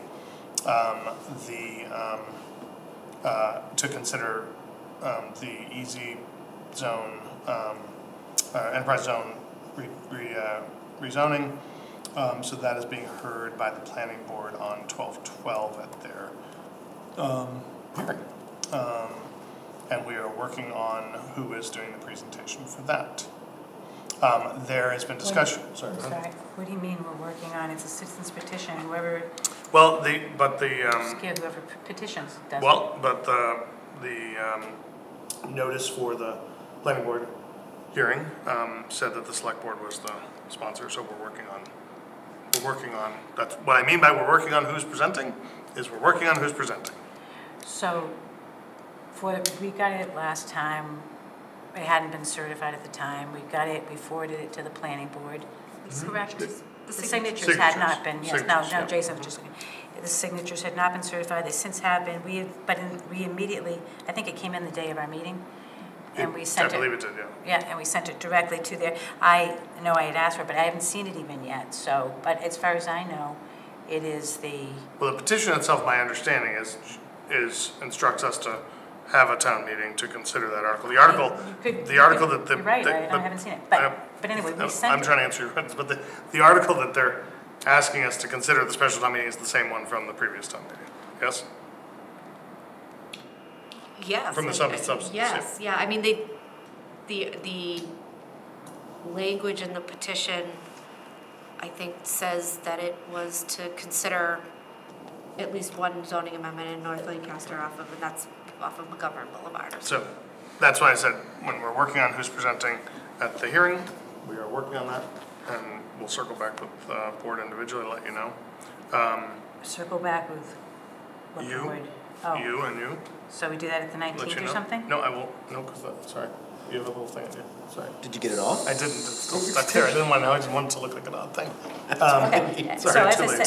said, I haven't seen it, I'm sure it's, what you say, it sounds like it's a repeat of Article 4.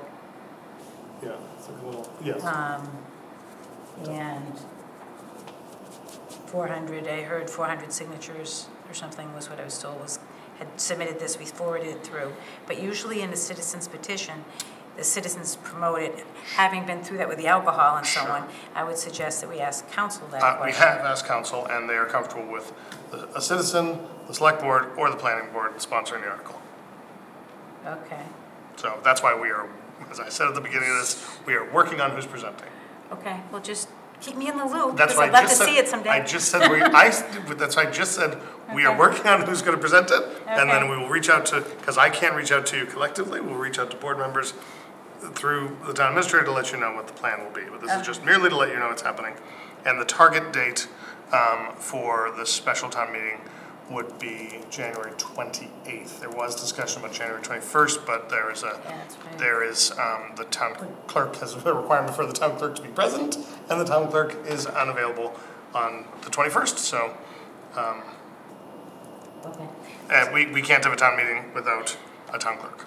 So ergo, we are looking at moving it later. But again, all the other details we're going to figure out and work out. But I'm just trying to give the public and you all what we know when we know it. Anything further on that you know of? Okay. Do we, I don't know if this is the proper time, looking at the agenda to figure out when or not. We received a letter I saw, or I got an email that I saw was copied from somebody about concerns due to the Sabbath, of having it on a Saturday. Can we talk about a Sunday? Because I know we want to try to. Well, that's other people's Sabbath too. I know it is, but it's not, but it's after, So first, after church. First, doors. I have not received a letter addressed to me. No, I haven't No, either. yeah, so we have not received anything addressed to the select board on this matter. I would say that there's we have made accommodations in the past about just generally not having meetings on Saturdays for a number of reasons. But as a town government, we can't make an exception for one religion or group over another at the risk of then exposing us to somebody else saying we weren't making accommodation later. So again, I haven't seen a letter directed to me or to the select board. Did you get a copy? I got a copy. I've seen communication between folks that aren't addressed to me or to the board or to the town administrator. So when that happens, if it is, fine. But our effort to have this, I should say the townspeople who petitioned to have this town meeting, and our effort in scheduling it is to find a way to be responsive to towns Yes. folks who have been talking about this for years, that, and we saw it demonstrated at the last town meeting, that having them on work nights or school nights, I'm just trying to address your question, doesn't enfranchise as many people as having it on a weekend. And so we were trying to address finding a way to increase that access.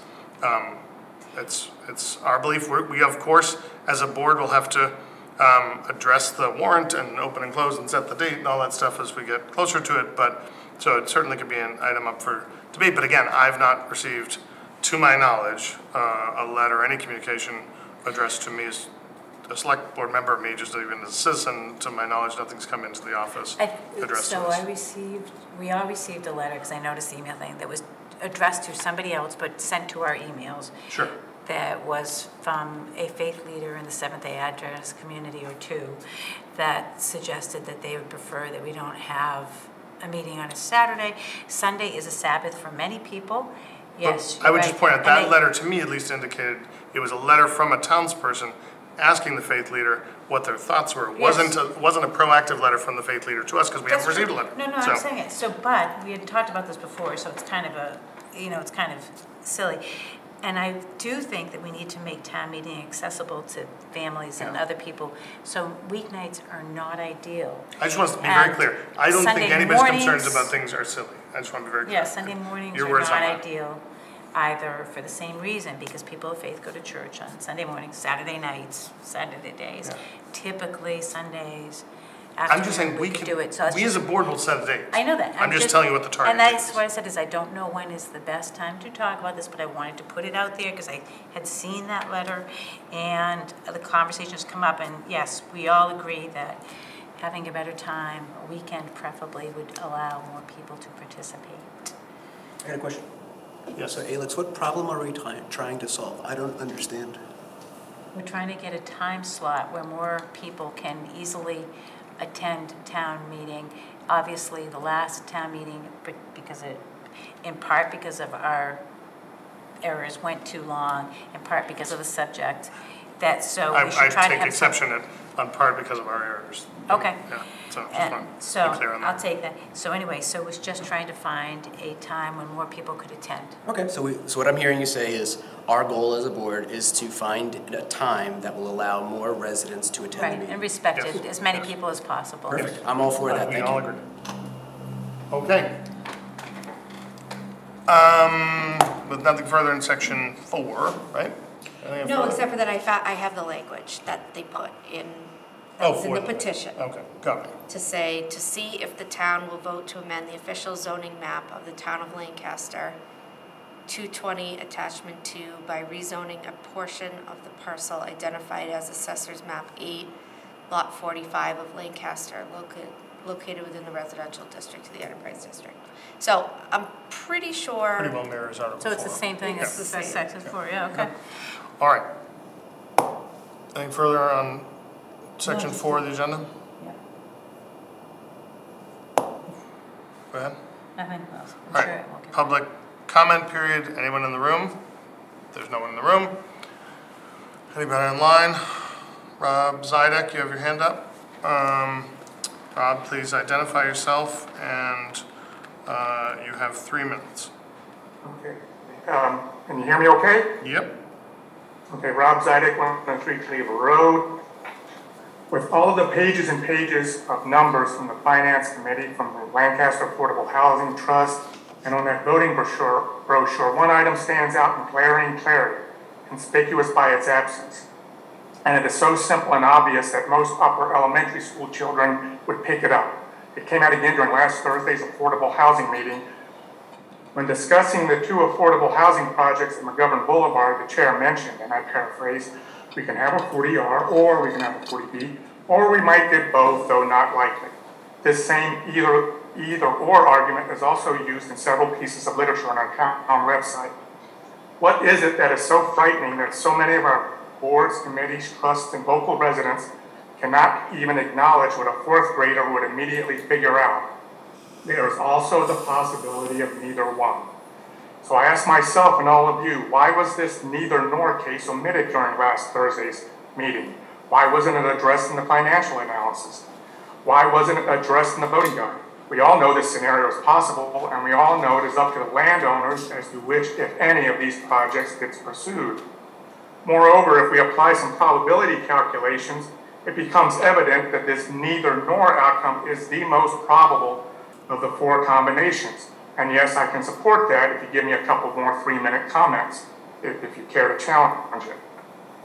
In late 2019, when the Capital Group and the Planning Board were discussing Integrated Planning Overlay District, or IPOD updates, as a mutually beneficial development strategy, several members from both sides were strongly in favor of zero residential development. Their rationale, though difficult to hear, made sense, especially economically, but also from a health and safety perspective. Sadly, those discussions ended soon afterwards. But the good news is that the rationale is still sound, as the iPod update strategy remains a viable solution to fulfill everyone's needs. Rob, you got a minute. Several mentioned now. To augment my earlier question, why is this blatantly obvious, highly probable, and economically sensible neither nor scenario continuously omitted as if it has no possibility of existence? When town people we have elected, we have had appointed to key committees, and we are paying to govern our town, seem to go out of their way to keep significant information like this obvious fact out of reports, out of conversations. Hey, Rob. That's an accusation, and that's not cool, Mr. Resident. Hey, Rob. This is on me. I did not start public comment by reminding folks that we do not allow accusations or hurling any sort of invectives at people. We're gonna.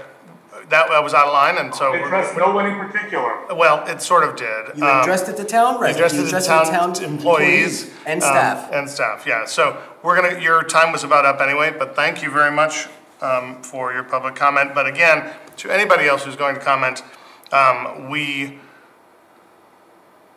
do not tolerate attacks on anybody, elected, appointed, town staff, anything.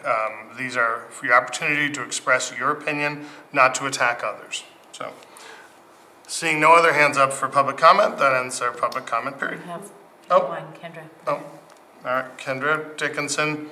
Again, I will remind everyone, these are public comments. I wish they were public positive comments. I wish there were a second P there. You've got 3 minutes. Please identify yourself and take 3 minutes. Thank you, Mr. Chair. Kendra Dickinson, 402 Oatman Way. I'm speaking as a private citizen. I'd like to commend the Select Board and Ms. Hodges for putting together so much information that they freely put out to the public via the town website so that it can be absorbed. What's concerning me this evening isn't anybody's fault but our own for not getting out of our way sooner than later. All I heard was deferred maintenance of historical town buildings that's been going on for years. Historical town buildings that everybody say they moved here to embrace that characterization of a historic town to live in, but we can't afford to maintain them. Deferred infrastructure maintenance. I can tell you I don't like the quality of my town water, and I'm in a newer cul-de-sac development. I can't imagine what the folks who are on town water in pipes that have been needfully neglected because we don't have the funds to replace or maintain them except for a little bit at a time, and it's hard to prioritize who gets that place in the line first. All I hear is that we can't afford our school. Where's this tens of millions of dollars going to come from? Staff cuts. Well, I know pretty much the majority of the police department and the fire department, and I can tell you that they do a good job, and we need every single one of them, considering that multiple fires have happened in the past in Lancaster, and because of water issues, they haven't had access to water to put out the fires, and people have lost their homes. And that's not because of the fault of the department. It's because our infrastructure has had deferred maintenance, because we can't afford to do what we need to do. And I want somebody to, and I know there's a lot of smart people on this meeting, when you start having a town that has a lot of Kendra, deferred maintenance. 1 minute. Yep. Sorry. 1 minute. Deferred maintenance means lower value of living in a town, and lower value of living in a town means lower property values. So absorb that. Okay, thank you. That brings to an end our public comment period, and I turn to Town Administrator report. Town Administrator. Report away. Okay. Well, I think I have something great, which is Caitlin Roy is our newest member of our team. Caitlin is our town social worker, and I believe Kelly Dolan, her supervisor, is here as well. Where's Kelly? Kelly's iPad. Woo. Yay, Kelly. Yay. Hi guys, how's everyone doing? You're fantastic. So, Caitlin, welcome. Thank you. I'm thrilled to be here, and I appreciate you taking the time to allow me to introduce myself tonight. I've only been here a week. I just finished up my first week on Friday, but it's going to be great, and I've already met some really, really fantastic people. Just to share a little bit of a background, I won't take up too much time. I'm, like was mentioned, I'm a licensed social worker. For the last 8.5 years, I've worked at the local aging services access point. So I've supported older adults, individuals who identify as having a disability, their families, and their caregivers. And then previous to that, I worked with children and their families. So I'm excited to take all of that and support the residents of town. So I'm over at the community center, across from, bear with me, I'm learning all the names of the rooms still, the activities room. So that's where I'm sitting. So I'd love it if you would stop by and say hi if you have a moment, or give me a ring and see how I can be helpful. Sounds good. Thank you. Thank you, Kate. Where are you from, Caitlin? I'm from Fitchburg. Oh, nice. I think you have a very good mayor up there. Fantastic. Well, welcome. We're we are grateful to you for joining our fun team. Grateful to Kate and Kelly and all those who went out in the rigorous effort to recruit for this and find you, Caitlin, to come and join the fun. So thank you. I look forward to stopping by and saying hello. Thank you. Welcome, Caitlin. I can attest that in my former life, I've seen what wonderful work you can do and what a great impression you've made, so Lancaster is lucky to have you. Thank you, Alex. Fantastic. Thank you, Caitlin. We'll see you along. Awesome. thank you. Kate. That is good news. Thank you. So that's nice. It turns the tenor right around. Be for positive. Yes. And a shout out and a congratulations to John DiTomaso, who is our IT yes. director. Because more good news. He and I worked on a grant for updating some of our servers to more robust Wi-Fi access and Funny timing. Or as some would say, any Wi-Fi.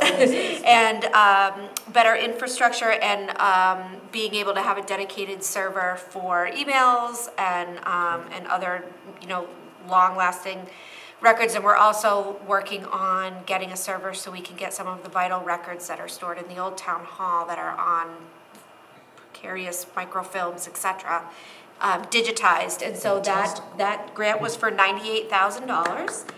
It's going to be awarded tomorrow, which is wonderful. It's part of a community compact, so it's been really great, and we will be receiving the check by the end of the calendar year, and so then we have 18 months to use it, which is great, and it's for those things specifically, so that's really exciting. Well, please accept on our behalf and extend to John our great thanks for the hard work to put in for this grant and the fun work that will go into meeting the grant's requirements. I think it'll be critically important in it. So I'd like to make a motion that we prioritize Wi-Fi in the Nash Way room. I'm just saying, no. I'd like to point out that that was a fake motion. Motion was. Okay, good. So thank you. But well done. written down All kinds of as an things. action item. Yes, yeah. It wouldn't be a bad idea, I'm saying. Other department updates? So no, there aren't. I mean, everybody's really busy. I know that the community center is back up and able to offer some rentals for basketball, and there's some other groups that are doing some physical fitness, etc., that are there. So that's helpful, and I would just encourage people to, if you can, visit the police department lobby and pick up a tag for all kinds of persons in town that are in need of some assistance during Christmas. And this year we added some seniors to that list too. So it's all ages, and I think it was a lot of tags. So there's a lot of need out there. So, and if you stop by the police department tomorrow, I believe, you can also stop by the chief's office and wish him a very happy birthday. I didn't want to say that. I did want to say it. It doesn't. Happy birthday. Happy 21st birthday, yes, happy Chief. 21st birthday on the 29th time. Again? Yes, yeah. And just as a present to you, I'm sparing you from having Jason sing happy birthday because he just started. Okay. That's too bad. I was enjoying that. Were you? Said no one ever. All right. That is all, Mr. Chairman. Thank you very much. Administration, budget, and policy. We have two items. The draft proposal for the Financial Audit Committee and the DCAM property update. Just to review our remaining agenda items. We have those two. We have a reappointment of Deborah Williams and Frank Streeter to two-year terms on the Affordable Housing Trust. We have a bucket full of license and permits, and then we have just some communications and ongoing business. So we can round the corner on this fantastic meeting if we work with all due haste to address these issues. So, the first one is draft proposal Financial Audit Committee. Select Member Turner, you were the sponsor of that item. Right. And I've sent it over a bunch of times. I sent over my first one. I got some feedback from Chairman Kerrigan, which was incorporated, which was apt that we perhaps did not need to include school committee members since they have their own audit, and included that. And then I got some feedback from Kate about trying to pattern it more after the Government Study Committee, which I tried to incorporate. I don't know if it was successful. I sent it back out to you, as you know, a while ago, and encouraged you to look at the Office of the Inspector General and the DLS's link about it. So I look for feedback. What do you, I think that I will tell you, just to recap before I go here, that I am deeply committed to the Audit Committee because it's considered a best practice by Division of Local Services and the Inspector General. Many towns have adopted them successfully, and what it does is put an independent lens for somebody to direct the people. It's not a bunch of volunteers doing our auditors. You're still hiring a professional auditing firm, sanctioned and used, and the Audit Committee directs the scope of the audit. In a nutshell, they direct the scope, they work with the auditors, and they report back to the Select Board and to the public. So the purpose and my hope, what we gain from this, especially going into the Financial Times and study that we are, is even more transparency and more faith. And it does not discuss the policy of how a budget is spent, but rather the mechanics. And the reason that it is so favored by the Inspector's Office and DLS is because it is that independent lens. Nobody that's involved with the budget itself, it's for those fresh eyes, looks at it and hopefully gives us a stamp of approval. It also, one of the pluses that they mentioned to me is it's looked upon favorably by bonding companies, and we spoke about the importance of good bonding earlier. And most important for me is the faith in that it's going to ratify our processes. So to clarify, the point of this is to have a committee. So we currently have an auditing firm that we've been contracted with who is auditing us now, yes? Yes. They're here auditing us now for our annual audit. So the point of this committee is because I think I asked this in the past and I want to make sure I remember the right answer, that it's to interview and hire a new auditing firm?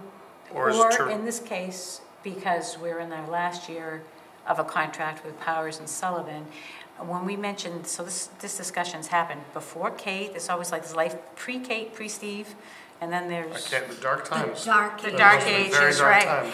So we've been discussing this, and there's been all kinds of reasons why not, and to me, to be honest with you, the resistance or the not moving it, my fault included, it has been, I just can't see any reason why anybody would object to it.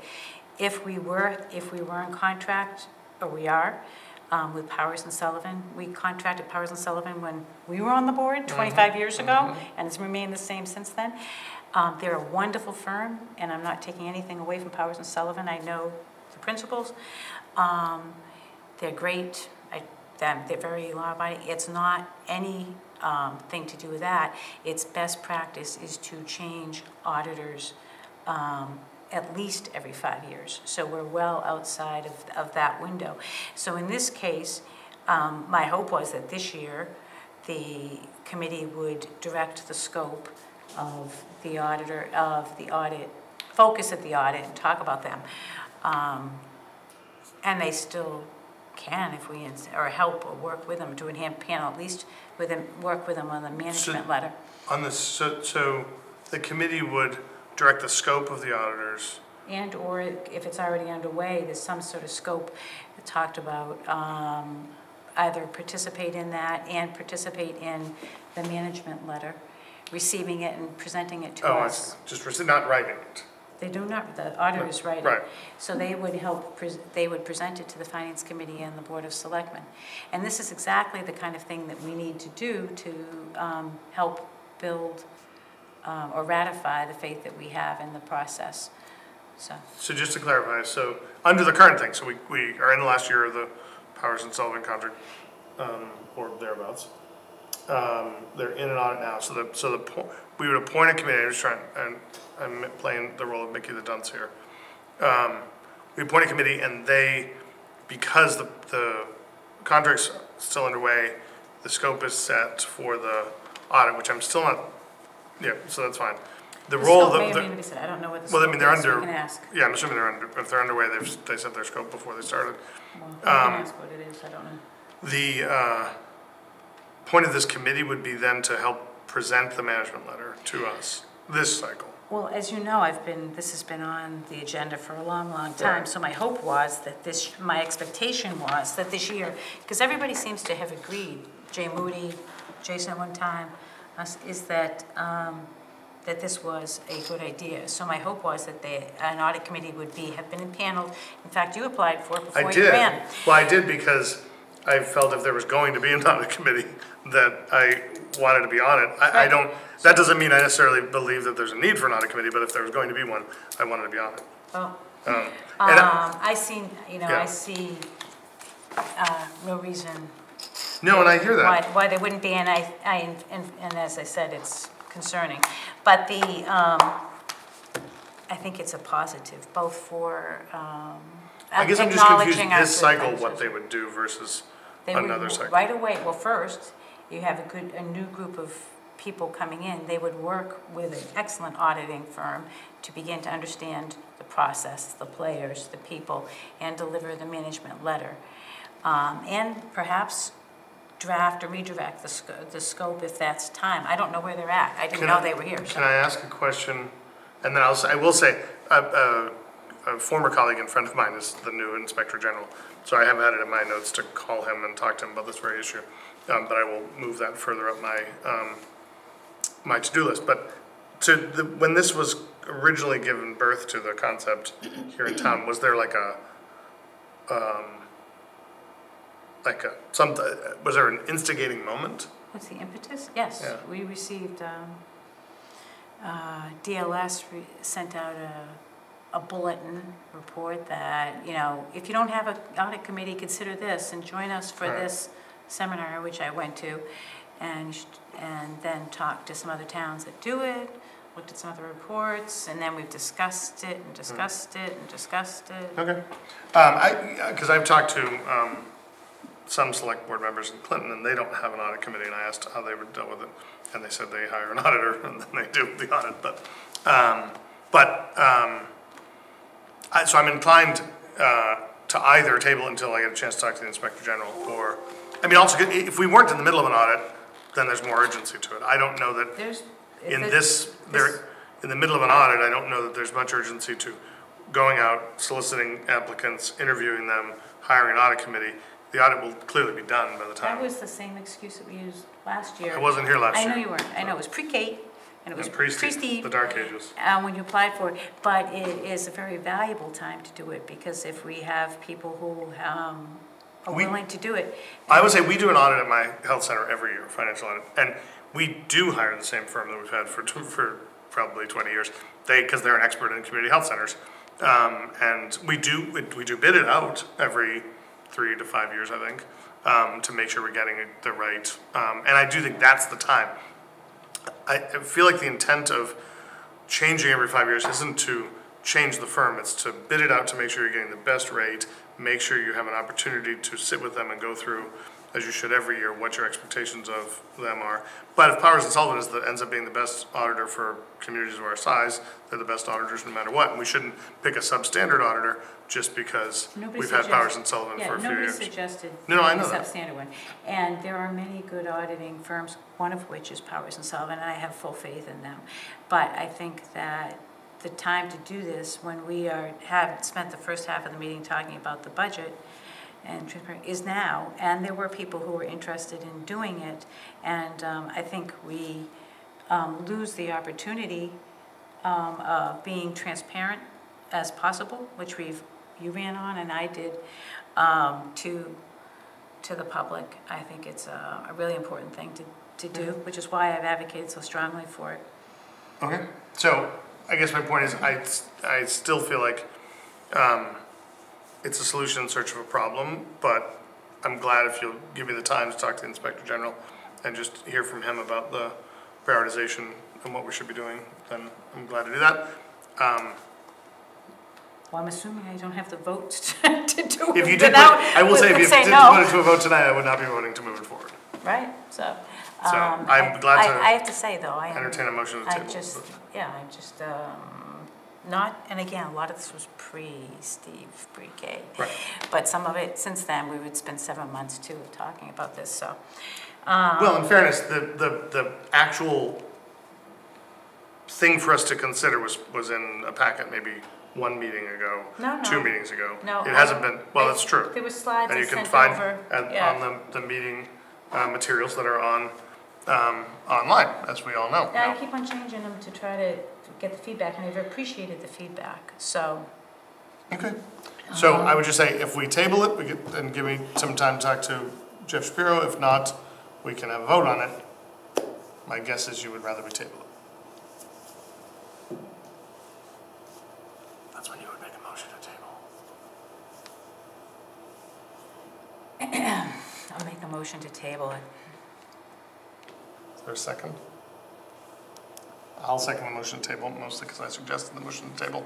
All those in favor? Well, actually, sorry. How do you vote on the motion to table? No. Aye. Here's what I found. Ah, my watch is telling me how to vote.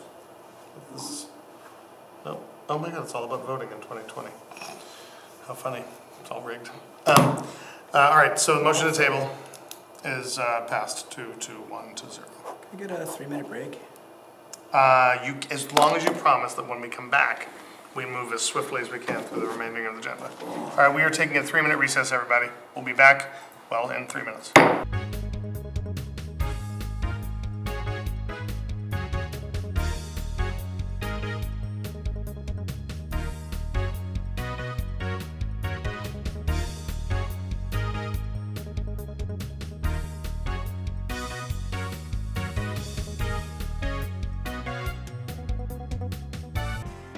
we have here relative to the DCAM property, including the video of the DCAM representative that came and gave the presentation, so everybody's seen all of the same things. We met virtually as a team last week. We reviewed those materials. I uploaded all of the documents to a shared drive that we now have with them, and I'll be meeting with Claire, who's the real estate planning VP, on site, and then returning to my office next week to draft a preliminary scope of work for the building assessments and to do an environmental phase 1 and phase 2. Once those reports are in, then the hope would be that we would put out an RFP to interested developers relative to what can be done with the property, and then those would be assessed as a town in the manner that the board would like to do. We could not put out an RFP, in my opinion, Mass Development shares my opinion, without having some preliminary environmental analysis done. Of the structures. Because people aren't going to bid on a project that they don't know what they're getting into. I will say that I am concerned that if we don't have a viable solution or thought of what we want to do development-wise by summer of this summer, that to just take ownership of the property will be an astronomical increase to our property and liability insurance. And to remind folks, that takes place the end, December 31st, 2023. We either have to sell or lease the property lease property to a developer, or take ownership ourselves, or leave it with the state. Yes. But I think that's around the time that in the summer, that we do the assessments for our property to be able to have an accurate estimate of what we're going to pay. Yep. And I can't imagine it would be anything less than $100,000 to $150,000 just to insure it. Yep. And then there's the vacant building on top of that, which is usually an additional 15%. And there's 24 buildings. So it's not a lot of time. I realize I just was assigned it 2 weeks ago, but I'm doing my best, but I'm nervous about the timeline. So I just want to be upfront about that. No, that makes sense. And, sorry, either one of you, I'm formulating my question. I'll just say thank you. Awesome job, awesome progress. Only 2 weeks in, but I just want to say thank you. I figured out what I wanted to say, but you go ahead. So, at that meeting 2 weeks ago, we asked about DCAM, Lisa. We asked if she could come during December because we were concerned about the time frame. Lisa Veracki is the person that you watch the tape, the state lead for this. She did say the good news is that the legislation is moving apparently, or is underway. The legislation that we had voted, which hadn't been. But she said she cannot come in December, at our December meeting, which seems like it's already the 19th. It seems like it's already kind of a full meeting, but she can't come in January. She can or cannot? Can. Oh, okay. She That's can. Good. So I gave her our January dates. So, can I understand the reason for that? well, we had asked if she could. I know, but then I went back and because I think your concern was that you had said people were new. And so we didn't understand, but I watched the video. Yeah, she thought it would be beneficial, and I think it would be too. But not just for, I know that you're up to speed, and you're a fast learner, so I'm sure you have, but to refresh people and to ask any questions as they come up. Then one of the questions was too about, because we had talked about assessments, so I agree with you that assessments are something that any developer would like. It will reduce the element of risk and increase the opportunities. What is the phase 1 and phase 2 assessments going to cost us to do? Well, that's why I'm working with Mass Development. Yeah. So I'm hesitant to have somebody from the town talking to DCAM at the same time that I'm talking to Mass Development. It seems like we're working. I'm not talking to Mass Development. Or I call. We had discussed at the previous meeting that she would see if she could come at a December meeting. So. Right. Okay. So, will Mass Development doing the phase 1 and phase 2? I thought that we bid out to an LSP or something. I can't answer that right now. Okay. I just don't know the answer. And that's fair. My only point is, for folks paying attention at home, that while this process is going on, we, as a town, can also be meeting with neighbors, doing charrettes and other things to talk with folks about what their preferences are, so as bids come in, we're better informed on both the hopes of some of the residents, but also we sort of have a good understanding and open line of communication with folks. Okay, anything else? Yeah, I just want to reaffirm that Kate's taking the lead on this, and I just want to make sure she feels supported. So it sounds like Alex was going to reach out to the DCAM person, and once that's done, it feels like Kate's just going to lead forward. Is that right? Yeah, maybe if you reach out to her, you could just copy me on the email. Yeah, I just did what we said we were going to do. Is Yeah. I said, sure. Yeah. It's I not followed a criticism, what it's just a request. Yeah. You don't have to. I'm not, there's nothing, nothing else to do. It's just, she said she'd come. So, yeah, I could say, So going forward, it will be I'm all on. Kate then, yeah? Well, I think we'll all be engaged, but Yeah. she as the We'll all staff be lead will be running point. Okay, anything else? nope. Okay. Kate, anything else on that? Not at this time. Okay, thank you. Appointments and resignations. Only appointments this week, lucky us. We have 2 reappointments, Deborah Williams and Frank Streeter, to terms on the Affordable Housing Trust to expire on June 30th, 2024. They are 2-year terms. I'll offer a motion to appoint Deborah Williams and Frank Streeter to a 2-year term expiring June 30th, 2024. Second. Any discussion? Hearing none. All those in favor? Aye. Aye. Aye. Congratulations, Deb and Frank. Well done. Now, super fun. We have licenses and permits. Number 1 is to review and take action on the following ABCC licenses for 2023. Does someone want to make a motion on Michael's Bridge Diner, where I had a lovely club sandwich today, and it was fantastic. Get the french fries. They're very good. Unless you're on a diet. Unless you're on a diet, yeah, then. So I'll offer a motion to approve the license for wine and malt for Michael's Bridge Diner for 2023. Second. Any discussion? Yeah, I have a question. I had asked Kate, and we can get it. I go back to way back when this was passed by a citizen's petition, and then afterwards we developed the regulations that went along with it, which have since changed. So, Kate, can I get a copy of whatever the most current regulations are, because mine are stale. I was asking, for example, you used to have to be open for dinner. It's on the website. They've never been open for dinner. I know that.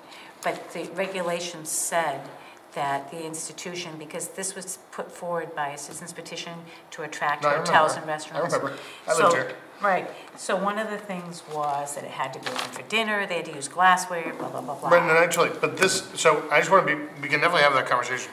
This is to Obviously. approve their license. I understand that, but Right. since they're not open for dinner, I just want to make sure, and Kate assured So, me it was. Yeah, so my point, these things that are presented to us have gone through an application process. Town employees have reviewed to make, I'm assuming, I'm assuming you would not present us with anybody who does not meet the requirements Right. under the law. I asked her, and she said they did, so that's good, and I But- just, Okay, so I didn't- yeah, I right. couldn't find them on the website, so I apologize for that. That's fine, it's just, I'll have Kathy just send That's you the okay, link. where are they? You don't have to send me the link, I can see. Yeah. is there any further, can we just to wrap this vote up, is there any further discussion on this motion? Yes, where are they on the website? That's our discussion on the motion. Hearing none, all those in favor? Aye. Aye. Aye. All right. You guys can talk offline on where to find those things. Okay, great. So next item is review and take action on the following 2023 renewal license applications. There are 15 of them. They are all listed on the webpage under Select Board packet for 12/5/22. So any interested citizen can go there and find the names of those applying. Is there a motion to approve these en bloc? I move to approve all of the following 2023 renewal license applications as described in the agenda. Is there a second? Second. Okay, any discussion on the matter? I have forwarded Kate my questions regarding some of them, so we can approve Will them that if something impede your comes up. ability to vote to approve? No, I don't think so. Okay. Hold on, wait, I just wanna make sure I didn't miss something. I thought I answered the question. Did I answer your questions? It was about denials, right? No. My question was, for example, Sterling National Country Club used to have. Well, I answered that one. Yeah, they used to need an alcohol, but I guess they don't because they're not going to be serving alcohol in Lancaster. They're just doing non-alcoholic beverages. Right. Well, at least the application that they're sending in for this consideration is for renewal of a Well, license. the majority of their property is in. I know, I'm just saying, Yeah, what we're clubhouse being is- asked to consider tonight isn't related to their desire to serve alcohol. I just wanna make sure I wasn't missing something, because I thought I answered them. Yeah, no, it was just if they wanted to serve with holiday parties, if they wanted to serve, because the clubhouse is partly in Lancaster, that's all. Okay, no, so I think we're good. They can always, they can come to us next time if it's. Right, so the stuff that we're considering Yes. tonight, we are First, fine. All second. those in favor? Yep. Aye. Aye. Any new business? I do have one, don't worry, it's brief. As you know, I sit on the Restoration Advisory Board. I did not know that, but now I do. I'm the town's representative to the Restoration Advisory Board, which talks about primarily for our portion, South Post, Fort Devens. I'm familiar with that. Yes, and we work with our facilitator is Arcadis out of Colorado. So they made us aware that it was actually in the Oxbow area, Harvard, Lancaster-ish area, that there was recently found live antique hand grenades that are an attractive nuisance. I guess a hiker found them in the past. Children have found them. There's also been an increase in magnet fishing in the South Post and others. So they want us to make people aware that if they see any unexploded ordnance, any metal scrap that they're not sure of, that they can report it to our office, to the police, to, I guess, something like that. The 3 R's. When did they call you about this? Today. Okay. Do they have any information that we can post on the webpage? Because I fear, as popular as this meeting is for the viewing public, they may not see it. they may not see it. So And yeah, I'm not sure the website's going to do it either, Well, but we'll certainly get it out there. We encourage So if we bottom line have is- material, we should yes. get it to our friends. So even antique cannonballs and so on apparently are dangerous, so. Mentioned so, yes. Yes, so that was just an awareness raising. Okay. So that is Do not touch unspent ordnance. Yes. Or just any ordnance. Call which it you in, don't know if call it's it in. spent. Our police department, I think, would be well equipped to Okay. to, so. Well, but also let's get that answer if there's Yep. if there's someplace better for that to go. Yep. Okay. All right, any other new business? Communications, our next select board will be a hybrid meeting that will be held on Monday, December 19th, 2022 in this very room at 6 p.m. You've already heard that at 7 p.m. we'll be joined by the Finance Committee for a joint meeting to discuss capital budget. Next, due to Monday holidays occurring during the month of January, both celebration of New Year's Day and Martin Luther King Day, the Select Board will meet that month on Tuesday, January 3rd and Tuesday, January 17th, 2023. And then there's an item for miscellaneous correspondence and memorandum, but I don't believe we have any. We do not. We do not. Ongoing projects and old business, any chance we can table those to another meeting? Yeah, I'd actually asked, remember to have the liaison Fine, we will roles strike that from taken the- off, fine. and it's stayed on there. Perfect. Public record, so I actually had both asked of them- them can be. Okay, all right, fine. So, is there a motion to table them? Move to adjourn? What, we're gonna move to table them? Motion to table. Motion to table what? With the table, those 2 remaining items that we will then take off future agendas, perhaps, yes. Will you table them, or you just want them removed? Table them sometime, oh, well, Well, you have to table We them have to table first, them because they're first. on the agenda, yeah, right? yeah. So table, motion to table and then remove. And then we'll remove. Oh, Second. all those in favor? Aye. Aye. And then Kate, we will remove them from future. Motion to adjourn. Second. Is there any discussion on the motion to adjourn? Let's talk. Let's not. All those in favor? Aye. Aye. Meeting is adjourned. Thanks, everybody.